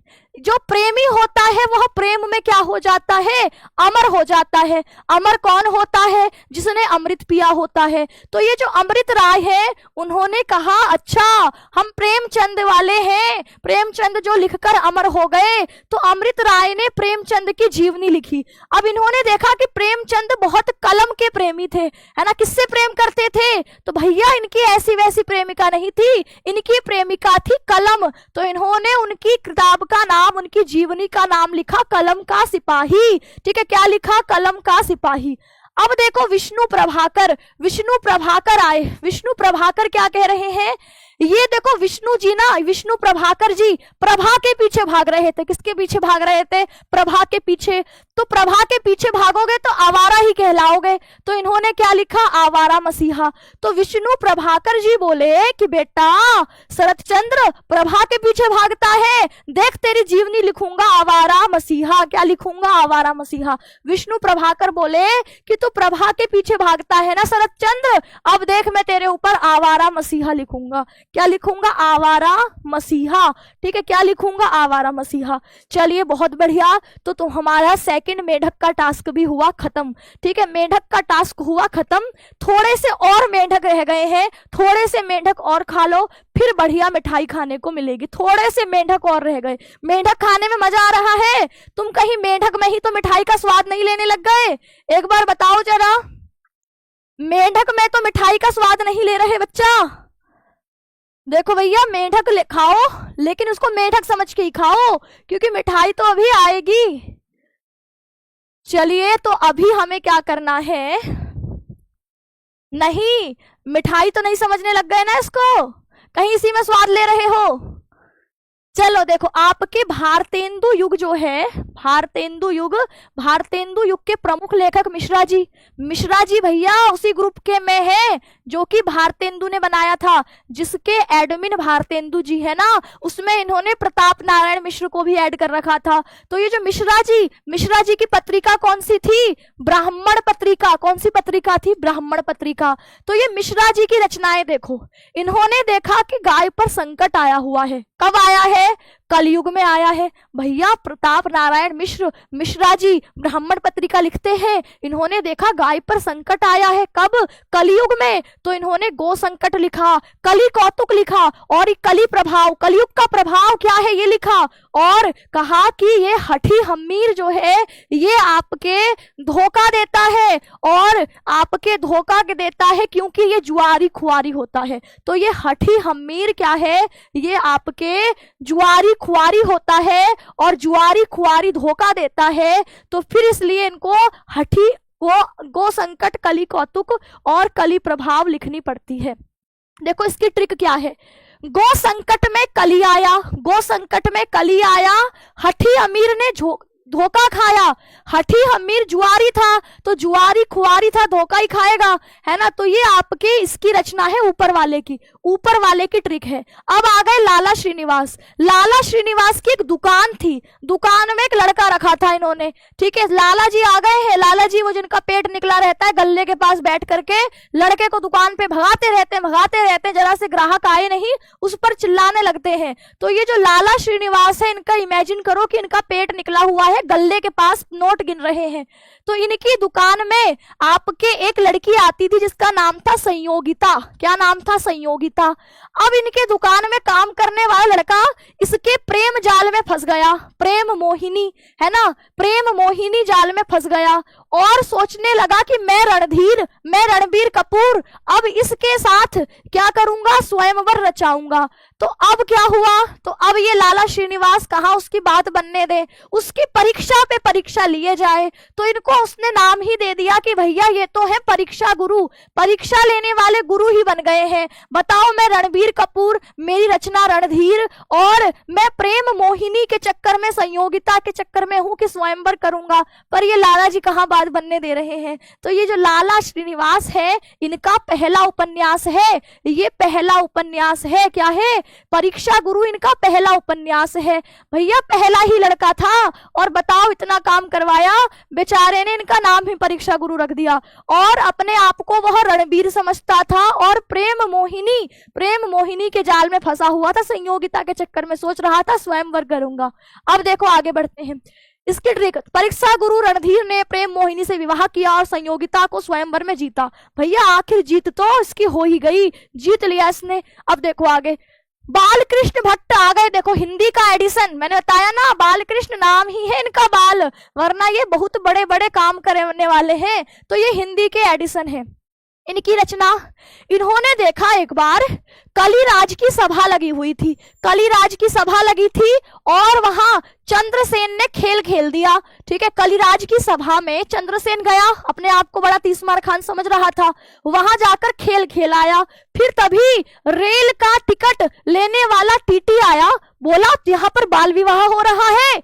तो तभी टीटी को देखकर एक नूतन ब्रह्मचारी उठा, बोला कि नहीं नहीं, ये तो 100 अजान है, 100 अज्ञान है, एक सुजान है, यहाँ पर तो एक ही विद्वान है, वो है हमारे हिंदी के एडिशन। बोले, और तब उसने एक रहस्य कथा सुनाई कि जो दिखाई दे रहा है ना टीटी साहब, वैसा कुछ नहीं है। तो इसलिए बालकृष्ण भट्ट हिंदी के एडिशन थे और इन्होंने एक बार देखी कलिराज की सभा, वहां पर चंद्रसेन जाकर के अपना पत्ता जमाने की कोशिश कर रहा था, खेल खेल रहा था। तभी रेल का टिकट आपके लेने वाला टीटी चढ़ गया रेल में, बोला यहाँ पर तुम बाल विवाह कर रहे हो। तो तभी एक ब्रह्मचारी चुपचाप बैठकर सुन रहा था, खड़ा हुआ, बोला नहीं, यहाँ तो 100 अजान है, 100 मूर्ख है, एक ही सुजान है, एक ही विद्वान आदमी है, वो है बालकृष्ण भट्ट। और उसने फिर एक रहस्य कथा भी सुनाई। चलिए भैया आगे आ जाओ। तो ये हमारे आपके भारतेंदु युग के सर्वश्रेष्ठ रचनाकार हुए। अब देखो यहाँ पर ये सारे कैसे हैं, ये सारे भारतेंदु युग के हैं। भारतेंदु जी के 7 रत्न, भट्ट, मिश्र, चौधरी, गोस्वामी, दास, व्यास, ठाकुर। भारतेंदु के समय में देखो कौन हुए, भट्ट, मिश्र, चौधरी, गोस्वामी, दास, व्यास, ठाकुर, इनके नाम आपको इधर दिख रहे होंगे। द्विवेदी युग पर आ जाओ, द्विवेदी युग पर कथा सुनाई, हाँ रहस्य कथा सुनाई। ठीक है, देखो अब द्विवेदी युग में आपके लेखक माधव प्रसाद मिश्र, माधव के हाथ में क्या था, बोलो श्री कृष्ण के हाथ में क्या है, तो कहोगे चक्र, है ना। तो यहाँ पर माधव प्रसाद ने सुदर्शन नामक एक हिंदी का पत्र निकाला। तो माधव प्रसाद, माधव के हाथ में है सुदर्शन चक्र, तो माधव प्रसाद मिश्र आपके द्विवेदी युग में हुए। चंद्रधर शर्मा गुलेरी, भैया जिसके पास गुलेर होगा ना उसका जीवन बड़ा सुखमय होगा, क्योंकि जैसे ही कोई उससे पंगे लेगा तो वो उस पर क्या चला देगा, अपनी गुलेल चला देगा। तो ये चंद्रधर शर्मा गुलेरी के पास अपने गुलेर थी, इसलिए इनका नाम ही गुलेरी पड़ गया। इनका जीवन बड़ा सुखमय कटा क्योंकि इनसे कोई पंगे ही ना ले, है ना। तो इन्होंने क्या करा था, एक बार एक बुद्धू के कांटा लगा दिया था। तो इनकी रचना, इनका जीवन, इनसे लोग डरने लगे थे क्योंकि इन्होंने बुद्धू को कांटा चुबा दिया था। तो इनका जीवन फिर सुखमय बीता। और फिर सबने कहा कि हाँ उस बुद्धू ने कहा था इससे पंगे मत लेना। तो इनकी कहानी सुखमय जीवन, बुद्धू का कांटा और उसने कहा था। चलो भैया निबंध, अब जिसके हाथ में गुलेल होगी उसके हाथ में कुठाव भी होगा। तो मोरसी मोही कुठाव, मेरे को मारोगे तुम, अभी देखो कैसे अपनी गुलेल चलाता हूं। तो मोरसी मोही कुठाव, तो इनको कोई, लेकिन इन पर कुछ कोई नहीं कर सकता था क्योंकि इनके पास कछुए की पीठ होती है ना मजबूत, वैसी मजबूत पीठ थी, तभी तो गुलेल भी ले रखी थी और कोई इनसे पंगा भी नहीं लेता था। ठीक है, तो ये इनकी कुछ प्रमुख रचनाएं हैं। देवकी नंदन खत्री, देवकी नंदन खत्री, भैया देवकी के नंदन है कृष्ण, और कृष्ण क्या चाहते हैं कि मैया मैं तो चंद्र खिलौना ले हूं, कि मम्मी मुझे तो चंद्र रूपी खिलौना चाहिए, मैं ना खेल रही छोटे मोटे खिलौनों से। तो यहाँ पर देवकी नंदन, देवकी के जो नंदन है कृष्ण, वो कहते हैं मैया मैं तो चंद्र खिलौना ले हूं। तो ये देवकी नंदन खत्री ने चंद्रकांता, फिर उनको माँ भी, अगर बेटा शेर तो माँ भी सवा शेर, तो देवकी ने क्या करा, एक थाली रखी उसमें पानी भरा और चंद्रमा की परछाई उसमें देखी तो कहा ले बेटा देख तेरी थाली में चांद उतर आया है, देख चांद की कांति। तो देवकी नंदन प्रसाद, आपके देवकी नंदन खत्री की रचना चंद्रकांता।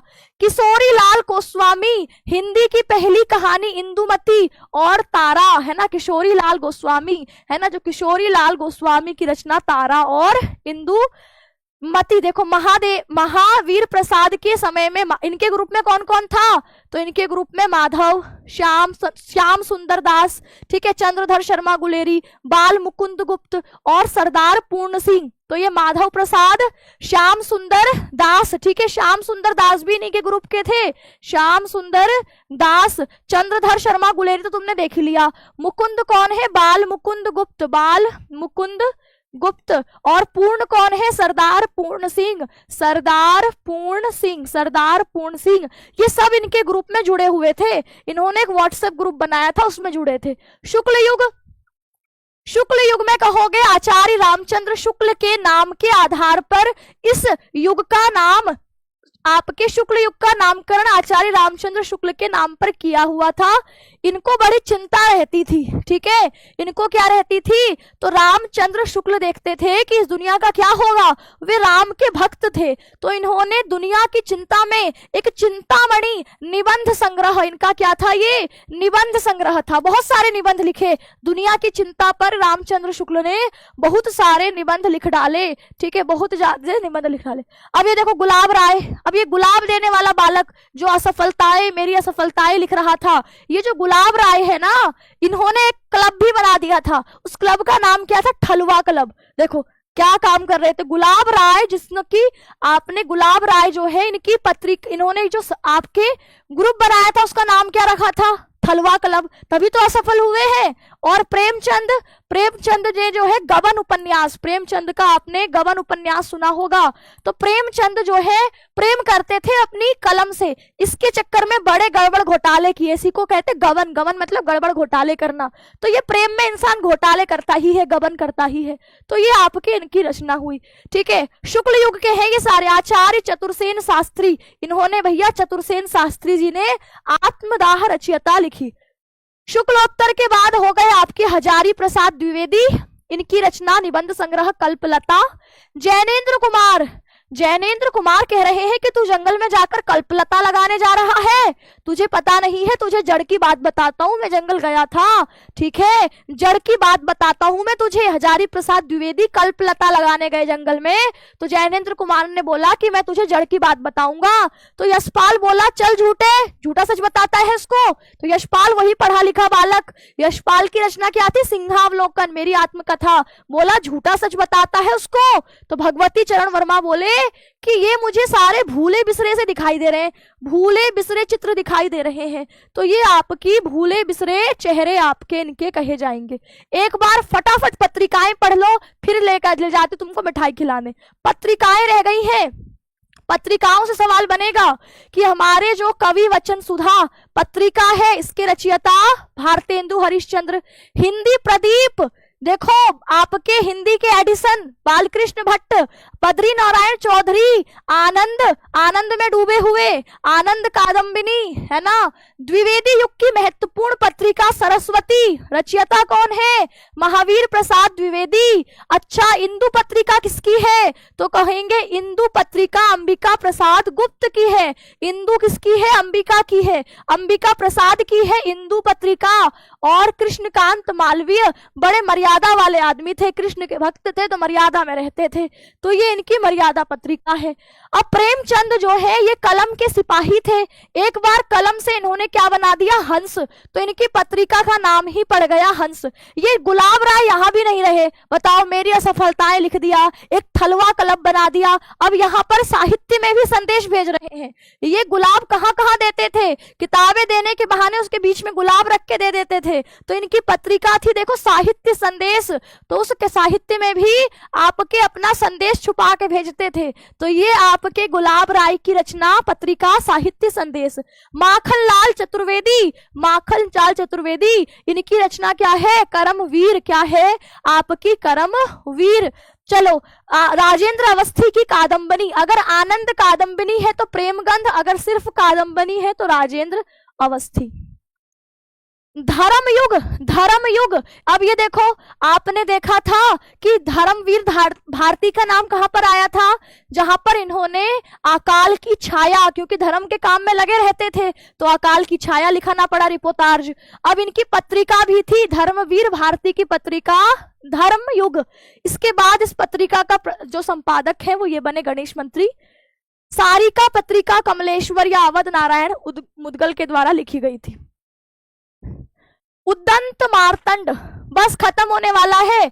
उद्दंत मार्तंड ये आपका साप्ताहिक पत्र किसने लिखा, किसने निकाला, जुगल किशोर शुक्ल ने, पहला हिंदी का साप्ताहिक पत्र जिसका नाम उद्दंत मार्तंड है, जुगल किशोर शुक्ल ने निकाला। अब बंगदूत निकाला राजा राममोहन राय, जिनके नाम में है कौन सा अलंकार, कहोगे अनुप्रास अलंकार। इन्होंने बंगदूत निकाला, बंगाल के थे ये। बनारस अखबार तो हमें पता ही है, शिव प्रसाद सितारे हिंद, बनारस अखबार। प्रजा हितैषी हमने देख ही लिया, राजा लक्ष्मण सिंह। कवि वचन सुधा और हरिश्चंद्र, हमारे भारतेंदु हरिश्चंद्र। हिंदी प्रदीप आप देख चुके हो। सरस्वती आपने देख ली। प्रभा और कर्मवीर माखनलाल चतुर्वेदी, ठीक है। तो इस तरीके से ये कुछ प्रमुख पत्रिकाएं आपकी रही, ठीक है। देखो आलोचना पत्रिका हमारे नामवर सिंह की पूछी गई है, और दिनमान पत्रिका रघुवीर सहाय की। चलो अब एमसीक्यू में चलते हैं। अच्छा अभी एक चीज और रह गई है। अच्छा चलो कुछ एमसीक्यू कराती हूँ, वापस यहाँ पर आऊंगी, कुछ एमसीक्यू करा देती हूँ, फिर वापस यहाँ पर आऊंगी, ठीक है। तो चलो थोड़ी मिठाई खिला देते हैं, नहीं तो तुम कहोगे कि सारा पेट तो हमारा मेढक से ही भर दिया, अब नहीं खाएंगे हम मिठाई। तो पहले थोड़ी सी मिठाई खिला दी जाती है, फिर दोबारा से मेढक पर एक बार लौटेंगे, ठीक है। थोड़ा सा मेढक और बच गया है। तो चलो अब क्वेश्चन कर लेते हैं, देखते हैं आप लोगों के क्या जवाब आ रहे हैं। पर एक बार सेशन को शेयर कर दो, ठीक है। सेशन को एक बार जबरदस्त तरीके से शेयर करो, देखती हूँ तुम्हारे कितने सवाल सही होते हैं, है ना, तुम्हारी बुद्धि कितनी तेज है। पहला सवाल है, ब्राह्मण पत्र का संपादन किसने किया। ब्राह्मण पत्र का संपादन किसने किया, तो कहोगे ब्राह्मण मिश्रा जी, है ना, मिश्रा जी, इनके द्वारा है। चलो ठीक है, आगे बढ़ते हैं। आनंद कादंबनी का संपादन किसने किया, आनंद कादंबनी का संपादन किसने किया। ए विकल्प है बद्री नारायण चौधरी ने, बी है ठाकुर जगमोहन सिंह ने, सी है राधा कृष्ण दास ने, डी किशोरी लाल गोस्वामी ने। बताओ आनंद कादंबनी, तो जवाब होगा कि आनंद रूपी कादंबिनी पेड़ किसके पास होगा, जिसके पास होगा प्रेमघन चौधरी साहब है, बद्री नारायण चौधरी प्रेमघन। चलिए ठीक है। हिंदी प्रदीप मासिक पत्र का संपादन किसने किया, हिंदी प्रदीप मासिक पत्र का संपादन किसने किया।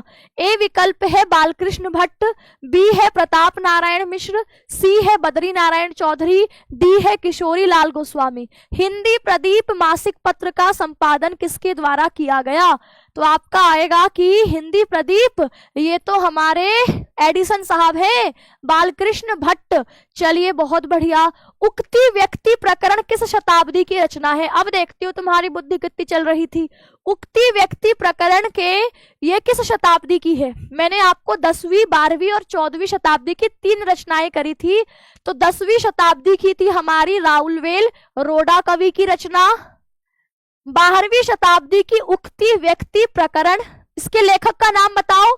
जैसे राउलवेल रोडा कवि की है तो उक्ति व्यक्ति प्रकरण के लेखक कौन है, कहोगे दामोदर शर्मा। और 14वीं शताब्दी की कौन थी? तो कहोगे 14वीं शताब्दी की थी हमारी वर्ण रत्नाकर, जिसके लेखक थे ज्योतिरीश्वर ठाकुर। आगे बढ़ते हैं। गोरा बादल की कथा किस वर्ष की रचना मानी जाती है? गोरा बादल की कथा किस वर्ष की रचना मानी जाती है? ए विकल्प है 1623, बी है 1723, सी है 1823 और डी है 1923। बताओ गोरा बादल की कथा किस वर्ष की रचना मानी जाती है? तो जवाब आएगा कि 1623 की है गोरा बादल की कथा। 1623 आपके जटमल कवि की रचना है। किसकी रचना है? आपकी जटमल कवि की रचना है। आगे बढ़ते हैं। रानी केतकी की कहानी के लेखक कौन है? रानी केतकी की कहानी के लेखक है ए विकल्प मुंशी इंशाअल्लाह खां, बी है मुंशी सदासुख लाल, सी है लल्लू लाल, डी है सदल मिश्र। बताओ रानी केतकी की कहानी के लेखक कौन है? मैं लास्ट में स्कोर पूछूंगी किसने कितना किया, तो कहेंगे रानी केतकी की कहानी हमारे जो 4 लेखक हुए, कौन कौन से? सदासुख लाल, सदल मिश्र, ठीक है, मुंशी इंशाअल्लाह खां और लल्लू लाल। इन चारों में से एक हुए मुंशी इंशाअल्लाह खां। इन्होंने रानी केतकी की कहानी रचना लिखी। 84 वैष्णवन की वार्ता और 252 वैष्णवन की वार्ता, इसके रचयिता कौन है? विठलनाथ, गोकुलदास, नाभादास, ध्रुवदास। बताओ भैया कौन से हैं? 84 वैष्णवन की वार्ता और 252 वैष्णवन की वार्ता। तो जवाब आएगा हमारे गोकुलनाथ। विठलनाथ तो बड़े निठल्ले थे, इनकी रचना कौन सी थी? कहोगे श्रृंगार रस मंडन, ठीक है, कौन सी थी? श्रृंगार रस मंडन, श्रृंगार रस मंडन। और हमारे नाभादास राम भक्त थे, इन्होंने अष्टयाम रचना लिखी। क्या लिखी? अष्टयाम। ध्रुवदास की रचना कौन सी थी? सिद्धांत विचार। कौन सी थी? सिद्धांत विचार, ठीक है, कौन सी थी? सिद्धांत विचार। तो याद रखो इसको। नासिकेतोपाख्यान के रचयिता कौन थे? नासिकेतोपाख्यान के रचयिता कौन थे? ए विकल्प सदल मिश्र, बी है बालकृष्ण भट्ट, सी राजा शिवप्रसाद, डी है ठाकुर जगमोहन सिंह। नासिकेतोपाख्यान के रचयिता कौन थे? तो कहेंगे नाक टेढ़ी थी जिनकी। किनकी थी नाक टेढ़ी? तो भैया सदल मिश्र की थी। सदल मिश्र जिनकी नाक थी टेढ़ी, तो इन्होंने क्या लिखा था? नासिकेतोपाख्यान। और प्रेम सागर के रचयिता कौन थे? ए विकल्प मुंशी इंशाअल्लाह खां, बी विकल्प सदल मिश्र, सी विकल्प लल्लू लाल, डी है राम प्रसाद निरंजनी। प्रेम के सागर में कौन डूबता है? तो भैया प्रेम के सागर में हमारे लल्लू लाल है ना। लल्लू लाल की एक और रचना थी। लल्लू लाल का जो नाम 2 जगह आता है, एक तो आता है प्रेम सागर में, दूसरी रचना का नाम तुम कमेंट सेक्शन में बता रहे हो कौन सा था? ठीक है, लल्लू। चलो बताओ। माधव विलास। गजब, माधव विलास है ना। तो ये विलासी किस्म के थे, लल्लू थे ना, तो विलास मतलब बिल्कुल मौज में रहते थे। तो माधव विलास इनकी दूसरी रचना है। फोर्ट विलियम कॉलेज में शिक्षक कौन थे? इनमें से कौन थे जो फोर्ट विलियम कॉलेज जो कलकत्ता में स्थित था उसके शिक्षक थे? ए है राजा लक्ष्मण सिंह, बी है सदल मिश्र, सी है राजा शिवप्रसाद सितारे हिंद, डी है बालकृष्ण भट्ट। जो ये शुरुआत के 4 लेखक सदल मिश्र और इंशाअल्लाह खां और आपके लल्लू लाल और सुखलाल, ये चारों है ना, तो इसमें से कौन सा नाम है यहाँ पर? सदल मिश्र का। चलो आगे बढ़ते हैं। अभिज्ञान शाकुंतलम का हिंदी अनुवाद किसने किया था? अभिज्ञान शाकुंतलम का हिंदी अनुवाद किसने किया था? ए विकल्प है भारतेंदु हरिश्चंद्र, बी है राजा लक्ष्मण सिंह, सी है राजा शिवप्रसाद, डी है बालकृष्ण भट्ट। तो बताओ अभिज्ञान शाकुंतलम का हिंदी अनुवाद किसने किया था? तो जवाब होगा अभिज्ञान शाकुंतलम का हिंदी अनुवाद हमारे राजा लक्ष्मण सिंह है, राजा लक्ष्मण सिंह। भारतेंदु हरिश्चंद्र का जन्म कब हुआ था? कब आता है इनका हैप्पी बर्थडे? बताओ भारतेंदु हरिश्चंद्र का हैप्पी बर्थडे कब आता है? ए है 1823 में, बी है 1845 में, सी है 1850 में, डी है 1860 में। बताओ जरा भारतेंदु हरिश्चंद्र का जन्म, तो कहेंगे 1850 ईस्वी में होता है, 1850 ईस्वी में। भारतेंदु युग को हिंदी गद्य का कौन सा काल कहा जाता है? भारतेंदु युग को हिंदी का कौन सा काल कहा जाता है? ए है स्वर्ण काल, बी है आदिकाल, सी है श्रृंगार काल, डी है जागरण काल। बताओ भारतेंदु युग को हिंदी गद्य का कौन सा काल कहा जाता है? तो जवाब आएगा कि गद्य गोल्डन पीरियड। गोल्डन पीरियड किसको कहा जाता है? तो भैया भारतेंदु के समय को गोल्डन पीरियड कहा जाता है, स्वर्ण काल कहा जाता है। पथ के साथी किसकी रचना है? पथ के साथी रामवृक्ष बेनीपुरी की है, महादेवी वर्मा की है, अज्ञेय की है कि हजारी प्रसाद द्विवेदी की है? पथ के साथी, पथ के साथी। तो मैंने आपसे क्या कहा था? अब मैंने आपसे कहा था कि हमारी जो महादेवी वर्मा है ये क्या कर रही है? ये याद कर रही है कि मेरे पथ में मेरे साथ क्या थे? मेरे साथी थे, और अपने साथियों को याद करके इनके दिमाग में अतीत के चलचित्र चल रहे हैं। बेचारे रामवृक्ष बेनीपुरी तो जंजीरें और दीवारें लिख रहे हैं, जंजीरें, जंजीरें और आपकी दीवारें। क्यों जंजीरें और दीवारें? ये है क्या जंजीरें और दीवारें? ये है क्या? तो कहोगे ये संस्मरण है। पथ के साथी भी और ये भी संस्मरण है, संस्मरण। ठीक है, तो यहाँ पर रामवृक्ष जेल में बंद थे, तो इन्होंने बाद में अपना बीती हुई घटना में क्या लिखा? जंजीरें और दीवारें। महादेवी वर्मा बढ़िया जो है मौज ले रही थी, तो अपने बीते हुए दिनों में अपने पथ के साथियों को याद कर रही है और अतीत के चलचित्र उनकी बुद्धि दिमाग में चल रहे हैं। झूठा सच उपन्यास के लेखक कौन है? झूठा सच इस उपन्यास के लेखक कौन है? एक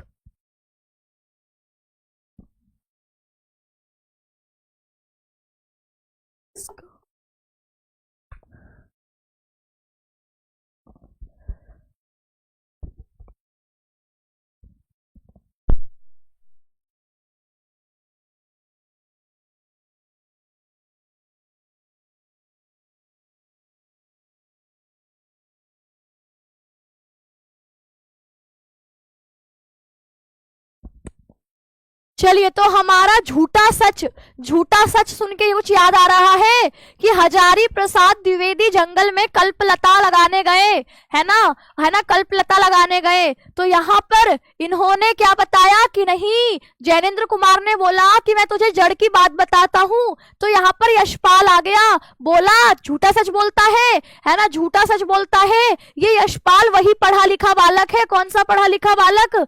जो कि क्या करता है? 2 कदम पीछे हटा देता है, ये पढ़ा लिखा बालक है। इसकी आत्मकथा याद है ना? कौन सी आत्मकथा थी? सिंहावलोकन, सिंहावलोकन। ठीक है, सिंहावलोकन का मतलब समझते हो? शेर ऊंची छलांग लगाने से पहले 2 कदम पीछे हटता है। तो ये भी बड़ा तेज बालक था, पढ़ा लिखा बालक था, रात रात भर जाग करके पढ़ता था। तो ये पढ़ा लिखा बालक की आत्मकथा है। ये क्या है? आत्मकथा, आत्मकथा। और झूठा सच क्या है? इसका उपन्यास। ठीक है, याद है पढ़े लिखे बालक के बारे में? चलो आगे देखो। गबन, गबन, गबन, गबन उपन्यास किसके द्वारा लिखा गया है? गबन उपन्यास किसके द्वारा लिखा गया है? ए विकल्प है प्रेमचंद, बी है हरिशंकर प्रसाई, सी है ईला चंद्र जोशी, डी है विष्णु प्रभाकर। बताओ भैया। गबन, मैंने कहा कि प्रेम में ना तुमको बड़े बड़े गड़बड़ घोटाले करने पड़ते हैं, बड़े बड़े झूठ बोलने पड़ते हैं। घर में बोलना पड़ता है कि स्कूल में पैसे मंगाए हैं, स्कूल में जो है बोर्ड एग्जाम की फीस मंगाई है, और वो फीस किस लिए इकट्ठा की जाती है? क्योंकि बाहर जाके पिज्जा खिलाना है देवी जी को, तो घर में गबन किया जाता है, घोटाला किया जाता है। तो ये जो गबन किस में करते हो आप? प्रेम में ही तो करते हो। तो ये प्रेमचंद का उपन्यास है गबन। ठीक है, बड़े बड़े गड़बड़ घोटाले करने पड़ते हैं बेटा। देखो आगे। ब्रह्म समाज, ब्रह्म समाज के स्थापना किसने करी थी? ब्रह्म समाज की स्थापना करी थी स्वामी विवेकानंद ने, महादेव गोविंद रानाडे ने, राजा राम मोहन राय ने, स्वामी दयानंद सरस्वती ने। ब्रह्म समाज की स्थापना, तो कहोगे इनके नाम में है अनुप्रास अलंकार। रा वर्ण की आवृत्ति है ना। तो ब्रह्म समाज की स्थापना आपके राजा राम मोहन राय ने की थी। सत्यार्थ प्रकाश के लेखक कौन थे? सत्यार्थ प्रकाश के लेखक कौन थे? ए विकल्प राजा शिव प्रसाद, बी स्वामी दयानंद सरस्वती, सी राजा लक्ष्मण सिंह, डी भारतेंदु हरिश्चंद्र। बताओ सत्यार्थ प्रकाश के लेखक कौन थे? एक बार सेशन को जबरदस्त तरीके से लाइक कर लो अगर समझ में आ रहा है, क्वेश्चन सही बन रहे हैं, तुम्हें क्वेश्चन को देखते ही आंसर याद आ जा रहा है कि मैंने क्या कहानी सुनाई थी, तो तुम एक बार जो है सेशन को जबरदस्त तरीके से थम्स अप करके बताओ कि हाँ जो है समझ में आ रहा है और याद भी हो रहा है। ये एमसीक्यू जो हम साल भर पढ़ के याद नहीं कर पाए वो इस कहानी चुटकुले के माध्यम से आराम से याद हो गया है। सत्यार्थ प्रकाश, तो कहोगे सत्यार्थ प्रकाश हमारे स्वामी दयानंद सरस्वती, स्वामी दयानंद सरस्वती जो है ये आपके सत्यार्थ प्रकाश जो है लिखते हैं। बनारस अखबार पत्रिका किसने निकाली?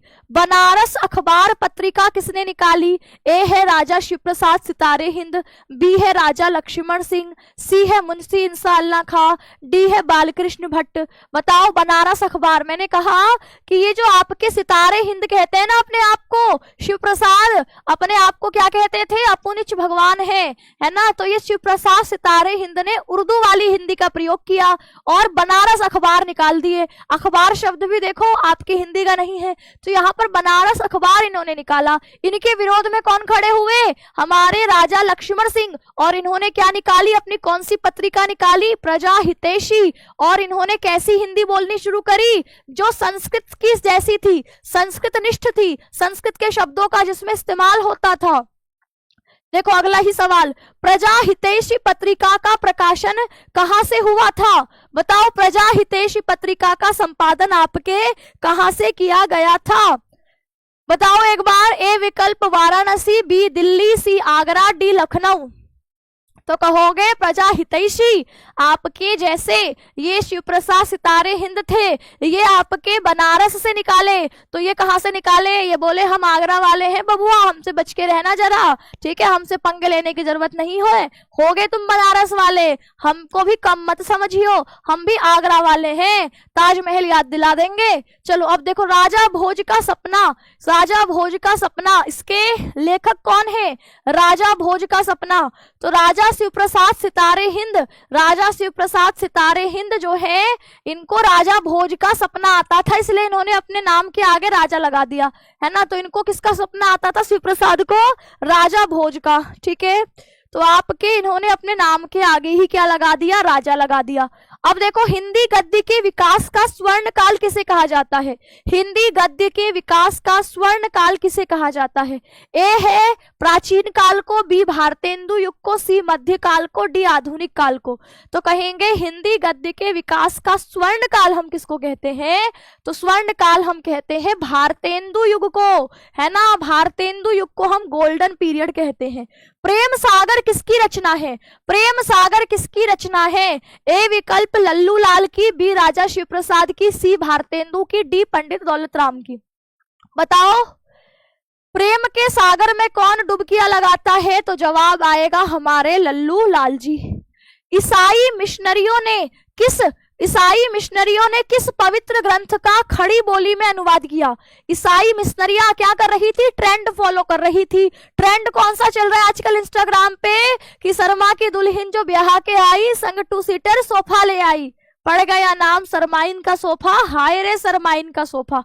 ट्रेंड है ना, ट्रेंड फॉलो करते हैं ना हम। तो ऐसे ही ईसाई मिशनरियां ट्रेंड फॉलो कर रही थी। कौन सा ट्रेंड? जो कि खड़ी बोली का था, कि उस समय पर खड़ी बोली का ट्रेंड था। तो इन्होंने भी ट्रेंड फॉलो करते हुए अपने बाइबिल का अनुवाद खड़ी बोली में कर दिया। चलो फिर सत्यार्थ प्रकाश तो तुम कर चुके हो, सत्यार्थ प्रकाश हमारे ये स्वामी दयानंद सरस्वती।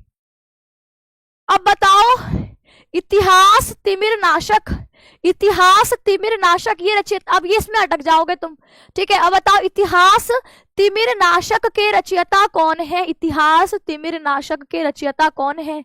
तो आप कहोगे जैसे राजा भोज का सपना, राजा भोज का सपना जिसकी रचना थी वही आपके इतिहास तिमिर नाशक राजा शिव प्रसाद सितारे हिंद के भी रचयिता है। आहा, इसका तो तुम्हारे पास सामने ही उत्तर लिखा हुआ है भैया। यहाँ तो गई भैंस पानी में, है ना। ये तो भैंस गई पानी में, अब कुछ नहीं हो सकता। भैंस भी खड़ी खड़ी साइड में थक गई, कह रही मैं भी पानी में जाती हूँ। तो भैया चलो अब इसमें क्या ही पूछा जाए, सामने ही सब कुछ लिखा हुआ है। चलो ये प्रश्न ने तो हमारी लुटिया डुबो दी, कोई बात नहीं, आगे बढ़ते हैं। कल्पलता किसकी रचना है? कल्पलता किसकी रचना है? ए है आचार्य रामचंद्र शुक्ल, बी है हजारी प्रसाद द्विवेदी, सी है गुलाब राय, डी है प्रेमचंद। कल्पलता किसकी रचना है? कल्पलता किसकी रचना है? तो मैंने कहा हजारी प्रसाद द्विवेदी गए जंगल में, कहे मैं कल्पलता लगाता हूँ, तो फिर पीछे से आए जैनेन्द्र कुमार, बोले मैं तुझे जड़ की बात बताता हूँ। यशपाल बोले अच्छा झूठा सच दिखाता है तू, झूठा सच आधा अधूरा सच दिखाता है ना। चलो अब दोबारा से एक बार पहुंच जाओ तुम मेढक पर, थोड़ा सा मेढक रह गया था, फिर क्वेश्चन कंप्लीट करेंगे, क्योंकि फिर तुम क्वेश्चन नहीं बना पाओगे बिना थ्योरी पढ़े, फिर तुम उदास होकर जाओगे कि हमसे तो बन ही नहीं रहा है। तो इसीलिए थोड़ा सा आपको क्या करना पड़ेगा, थोड़ा सा मेढक और खाना पड़ेगा, ताकि अब तुम सही सही जवाब दे पाओ। ठीक है, तुरंत तुरंत एक बार क्विक 5 से 10 मिनट में आपका मेढक खत्म करके फिर दोबारा से प्रश्नों की तरफ लौटेंगे। ठीक है, कुछ प्रश्न तुम्हारे पढ़े हुए होंगे, कुछ नए भी हो सकते हैं। अभी तक 2 गलत हुआ, तो बेटा ये 2 गलत इसलिए हुआ क्योंकि तुमने पहले मेढक खा लिया था। अगर बिना मेढक खाए प्रश्न करते फिर गड़बड़ा जाते। ठीक है, चलो अब लास्ट में पूछूंगी स्कोर कितने गलत किए, अभी तो पहले पढ़ लो। खड़ी बोली हिंदी की पहली रचना, कहोगे गोरा बादल की कथा। रचनाकार कौन है? जटमल। ठीक है, हिंदी का पहला नाटक, है ना, नाटक हिंदी का पहला नाटक किसने कहा?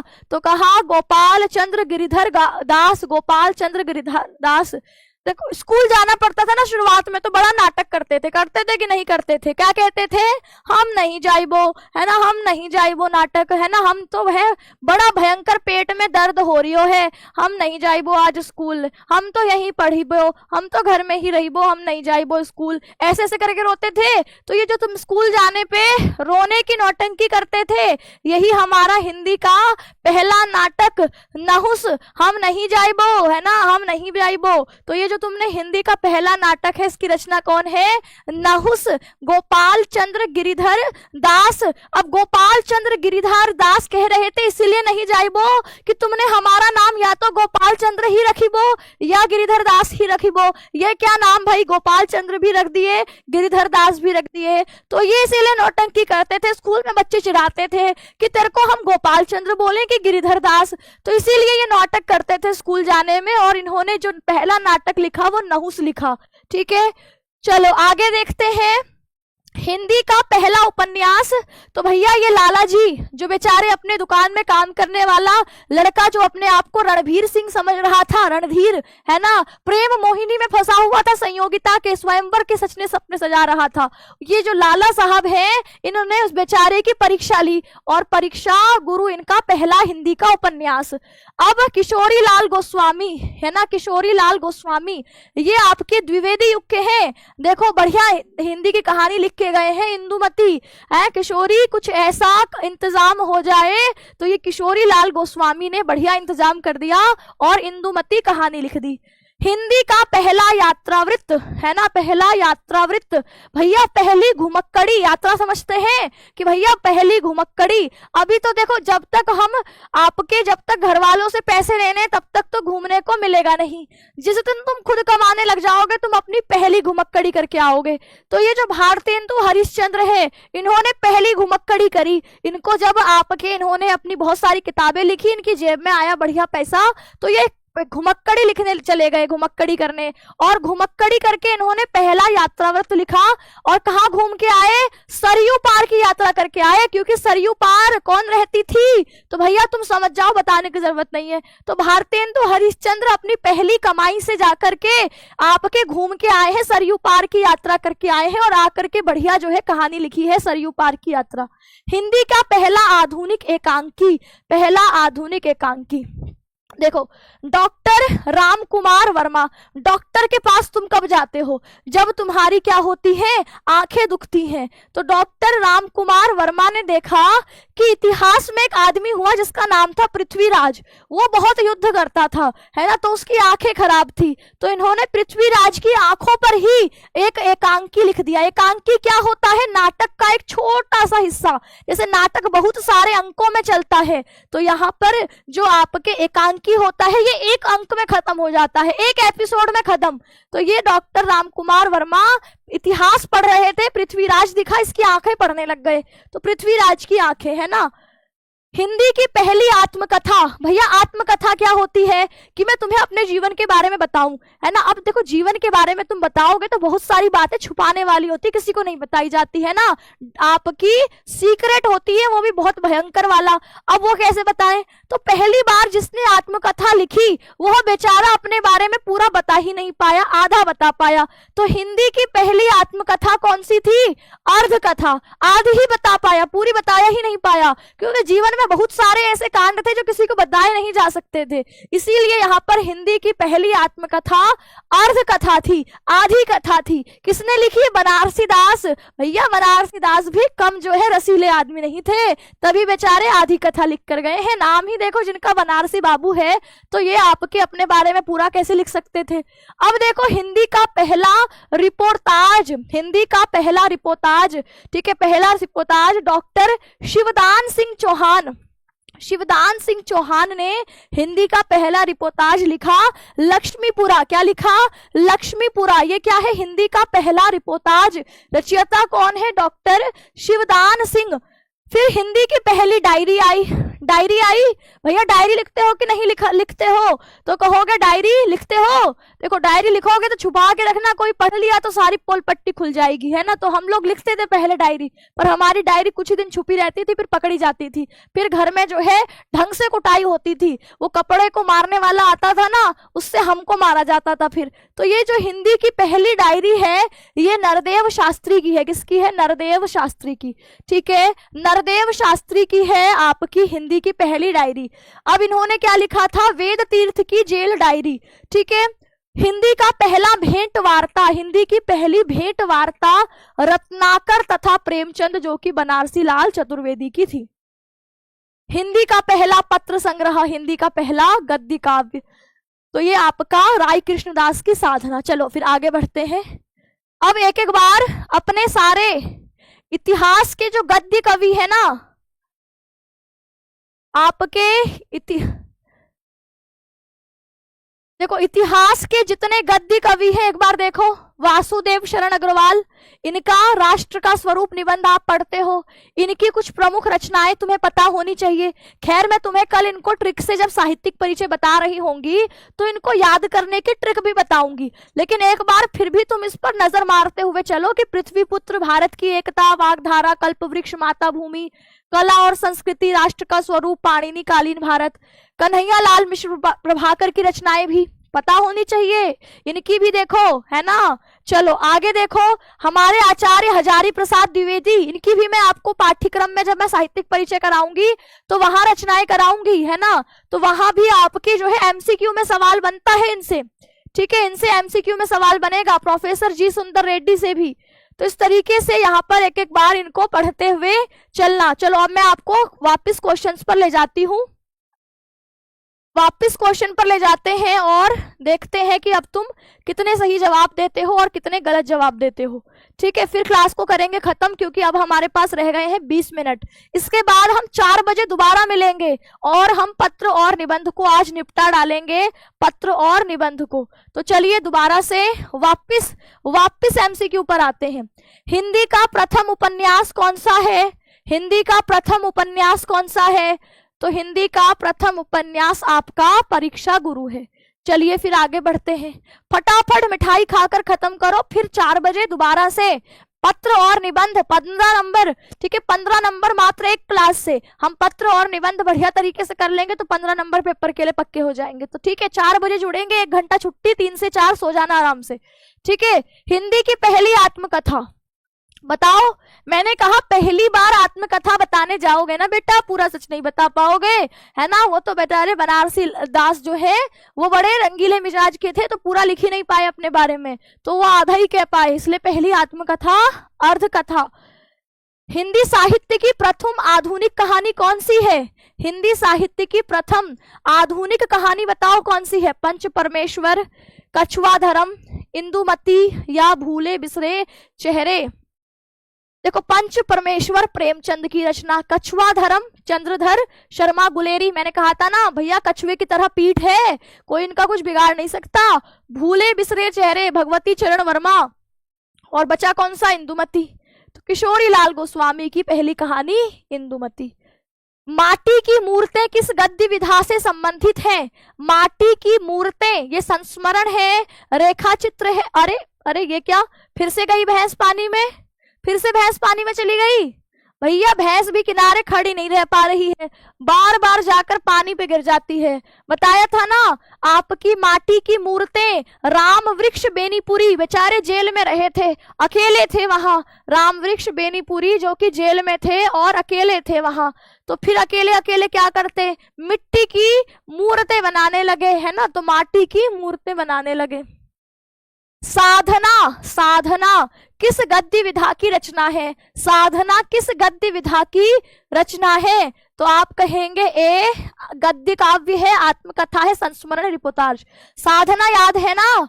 साधना किसकी? कृष्ण की, है ना। कृष्णदास जो है आपके, कृष्णदास क्या कहते हैं? राय देते हैं सबको। क्या राय देते हैं? कि कृष्ण की साधना करनी चाहिए, ठीक है, कृष्ण की साधना करनी चाहिए। ये क्या है? गद्य काव्य है। क्या है ये? गद्य काव्य, यानी गद्य को काव्य, कविता की तरह लिखा गया है, तो ये आपका गद्य काव्य है।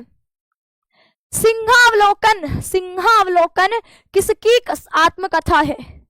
सिंहावलोकन किसकी आत्मकथा है? जैसे हमने कहा कि कलम का सिपाही, कलम का सिपाही किसकी है? तो कहोगे कलम का जो सिपाही है आपके, किसकी आत्मकथा है? तो कहोगे कलम का सिपाही हमारी प्रेमचंद की आत्मकथा है। अच्छा, आत्मकथा की बात हो रही है, सॉरी सॉरी सॉरी सॉरी। जैसे गुलाब राय की आत्मकथा है, हम थोड़ा भटक गए रास्ते से, है ना।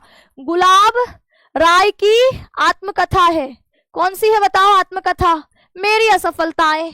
तो ये बेचारा गुलाब लेके घूमता रहता था, इसीलिए इसको अपनी आत्मकथा क्या लिखनी पड़ी? मेरी असफलताएं, कि कितनी बार मैं गुलाब लेकर गया और कितनी बार असफल हुआ। वही पढ़ने लिखने वाला बालक कौन है? यशपाल। सिंहावलोकन शेर की तरह 2 कदम पीछे करता है ताकि एक लंबी उछाल मार सके। चलिए, हाँ, तो भैया अब देखो, मेरी असफलताएं किसकी आत्मकथा है? चलो अगला सवाल ही है, मेरी असफलताएं। बेचारे गुलाब राय, है ना, गुलाब की राय देते देते सबको असफल होते रहे। अगला, कछुआधरम किसकी रचना है? कछुआधरम किसकी रचना है? ए विकल्प चंद्रधर शर्मा गुलेरी, बी विकल्प माधव प्रसाद मिश्र, सी विकल्प प्रेमचंद, डी विकल्प रामचंद्र शुक्ल। बताओ कछुआधरम किसकी रचना है? तो जवाब होगा कछुआधरम। अच्छा, कछुए की बात हो रही है तो गुलेर सबसे समझ जाओ कि इनसे कोई पंगे नहीं लेता, क्योंकि कछुए की जैसे मजबूत पीठ होती है, इनकी भी मजबूत पीठ है ना, और गुलेर हाथ में है, तो इनसे कौन पंगा लेगा? इनका जीवन बढ़िया सुखमय बीता है, सुखमय जीवन। और बुद्धू का कांटा, और उसने कहा था कि बुद्धू का कांटा, बुद्धू ने कहा कि भैया मुझे इसने काटा, है ना, तो ये उसने कहा था। ये तीनों इनकी रचनाएं हैं।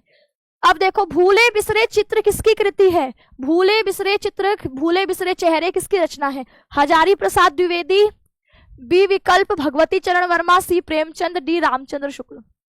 बताओ किसकी है भूले बिसरे चित्र? तो कहोगे भगवती चरण वर्मा। कुहासा और किरण किसकी कहानी है? कुहासा और किरण, कुहासा और किरण, कुहासा और किरण किसकी कहानी है? तो कहोगे ये आपके विष्णु प्रभाकर जी जो है, विष्णु प्रभाकर ने क्या लिखा था? तो इन्होंने शरत चंद्र की जीवनी लिखी थी, शरत चंद्र की जीवनी लिखी थी, शरत चंद्र की जीवनी लिखी थी। और उस जीवनी का नाम क्या रख दिया था कि बेटा तू बहुत प्रभा के पीछे जाता है, तेरा देखो मैं क्या लिखूंगा, आवारा मसीहा। इस नाम से इन्होंने इसके बारे में लिखा, आवारा मसीहा।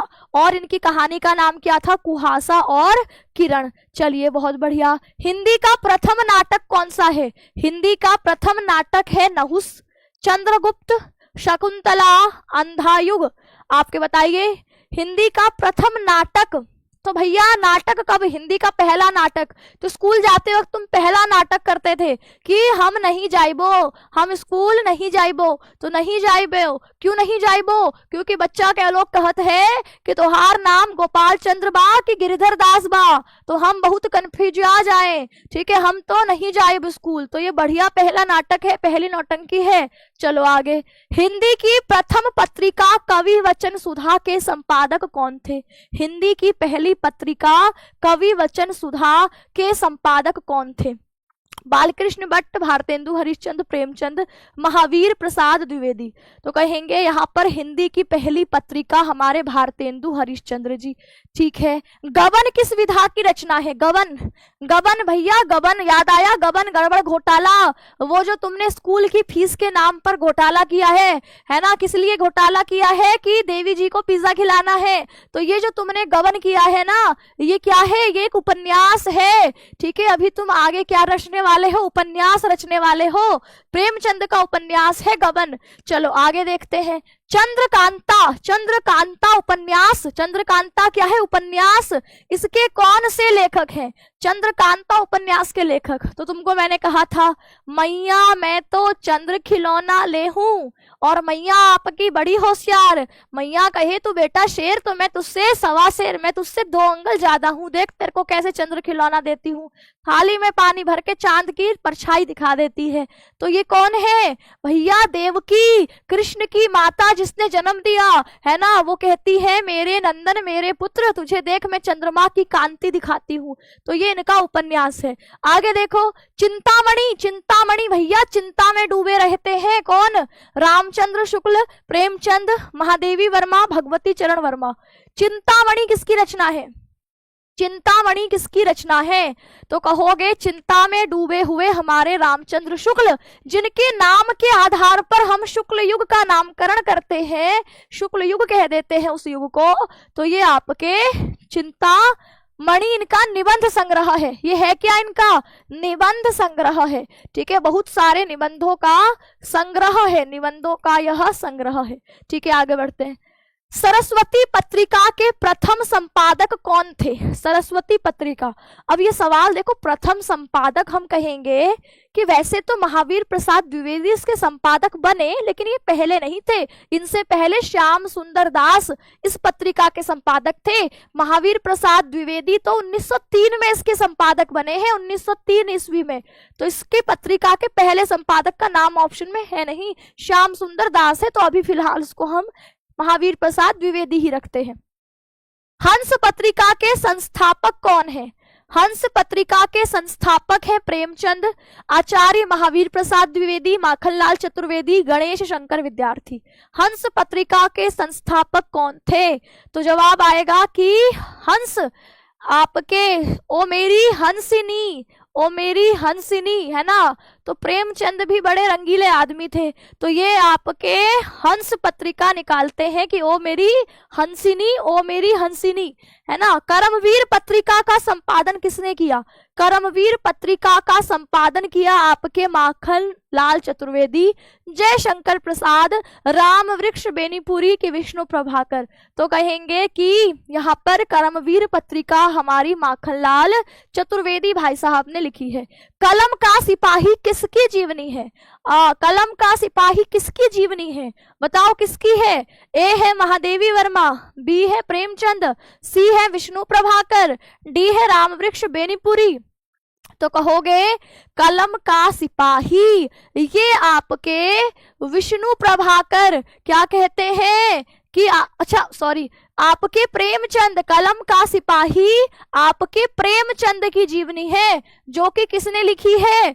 तो कहेंगे कि भैया आपके अमृत राय ने लिखी है। अमृत राय जो है, अमृत राय वो क्या करते हैं? वो कहते हैं कि मैं लिखूंगा प्रेमचंद की जीवनी और उसका नाम लिखूंगा कलम का सिपाही। भूत के पांव पीछे किस लेखक की रचना है? बताओ, भूत के पांव पीछे भैया हरिशंकर प्रसाई की, विष्णु प्रभाकर की, धर्मवीर भारती की कि अज्ञेय की? बताओ, भूत के पांव पीछे किस लेखक की रचना है? तो जवाब आएगा भूत के पांव पीछे हमारे हरिशंकर प्रसाई है ना। ये गजब के आदमी है ना, हंसाते रहते हैं, व्यंग लिखते हैं ज्यादातर, तो इन्होंने ही ये आपके भूत के पांव पीछे रचना लिखी है। कामायनी किसकी रचना है? ए विकल्प प्रेमचंद, बी विकल्प जयशंकर प्रसाद, सी विकल्प रामधारी सिंह दिनकर, डी विकल्प महादेवी वर्मा। बताओ, कामायनी किसकी रचना है?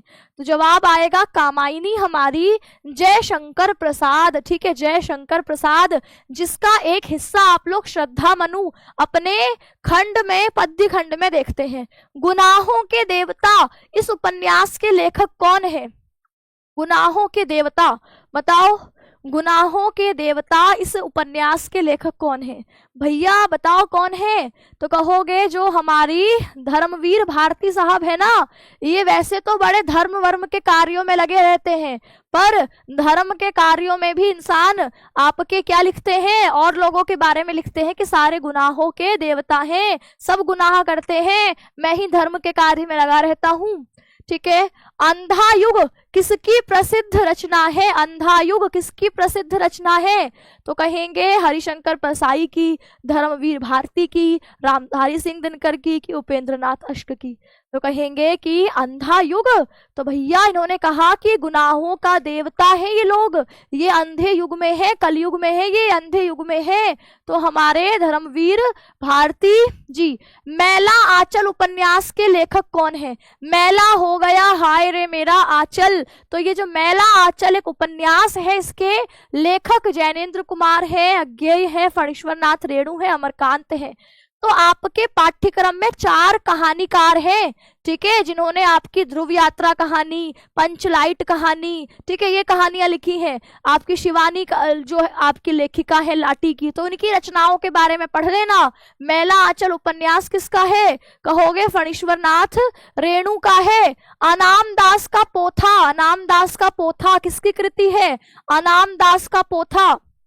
तो हमारे सिलेबस में लगे रहने वाले जितने लेखक हैं, जिनके कवि हैं, उनकी प्रमुख रचनाओं पर नजर जरूर मार लेना, ठीक है। अनाम दास का पोथा, तो कहोगे अनाम दास का पोथा हमारे पोथा साहब हजारी प्रसाद द्विवेदी जी है ना।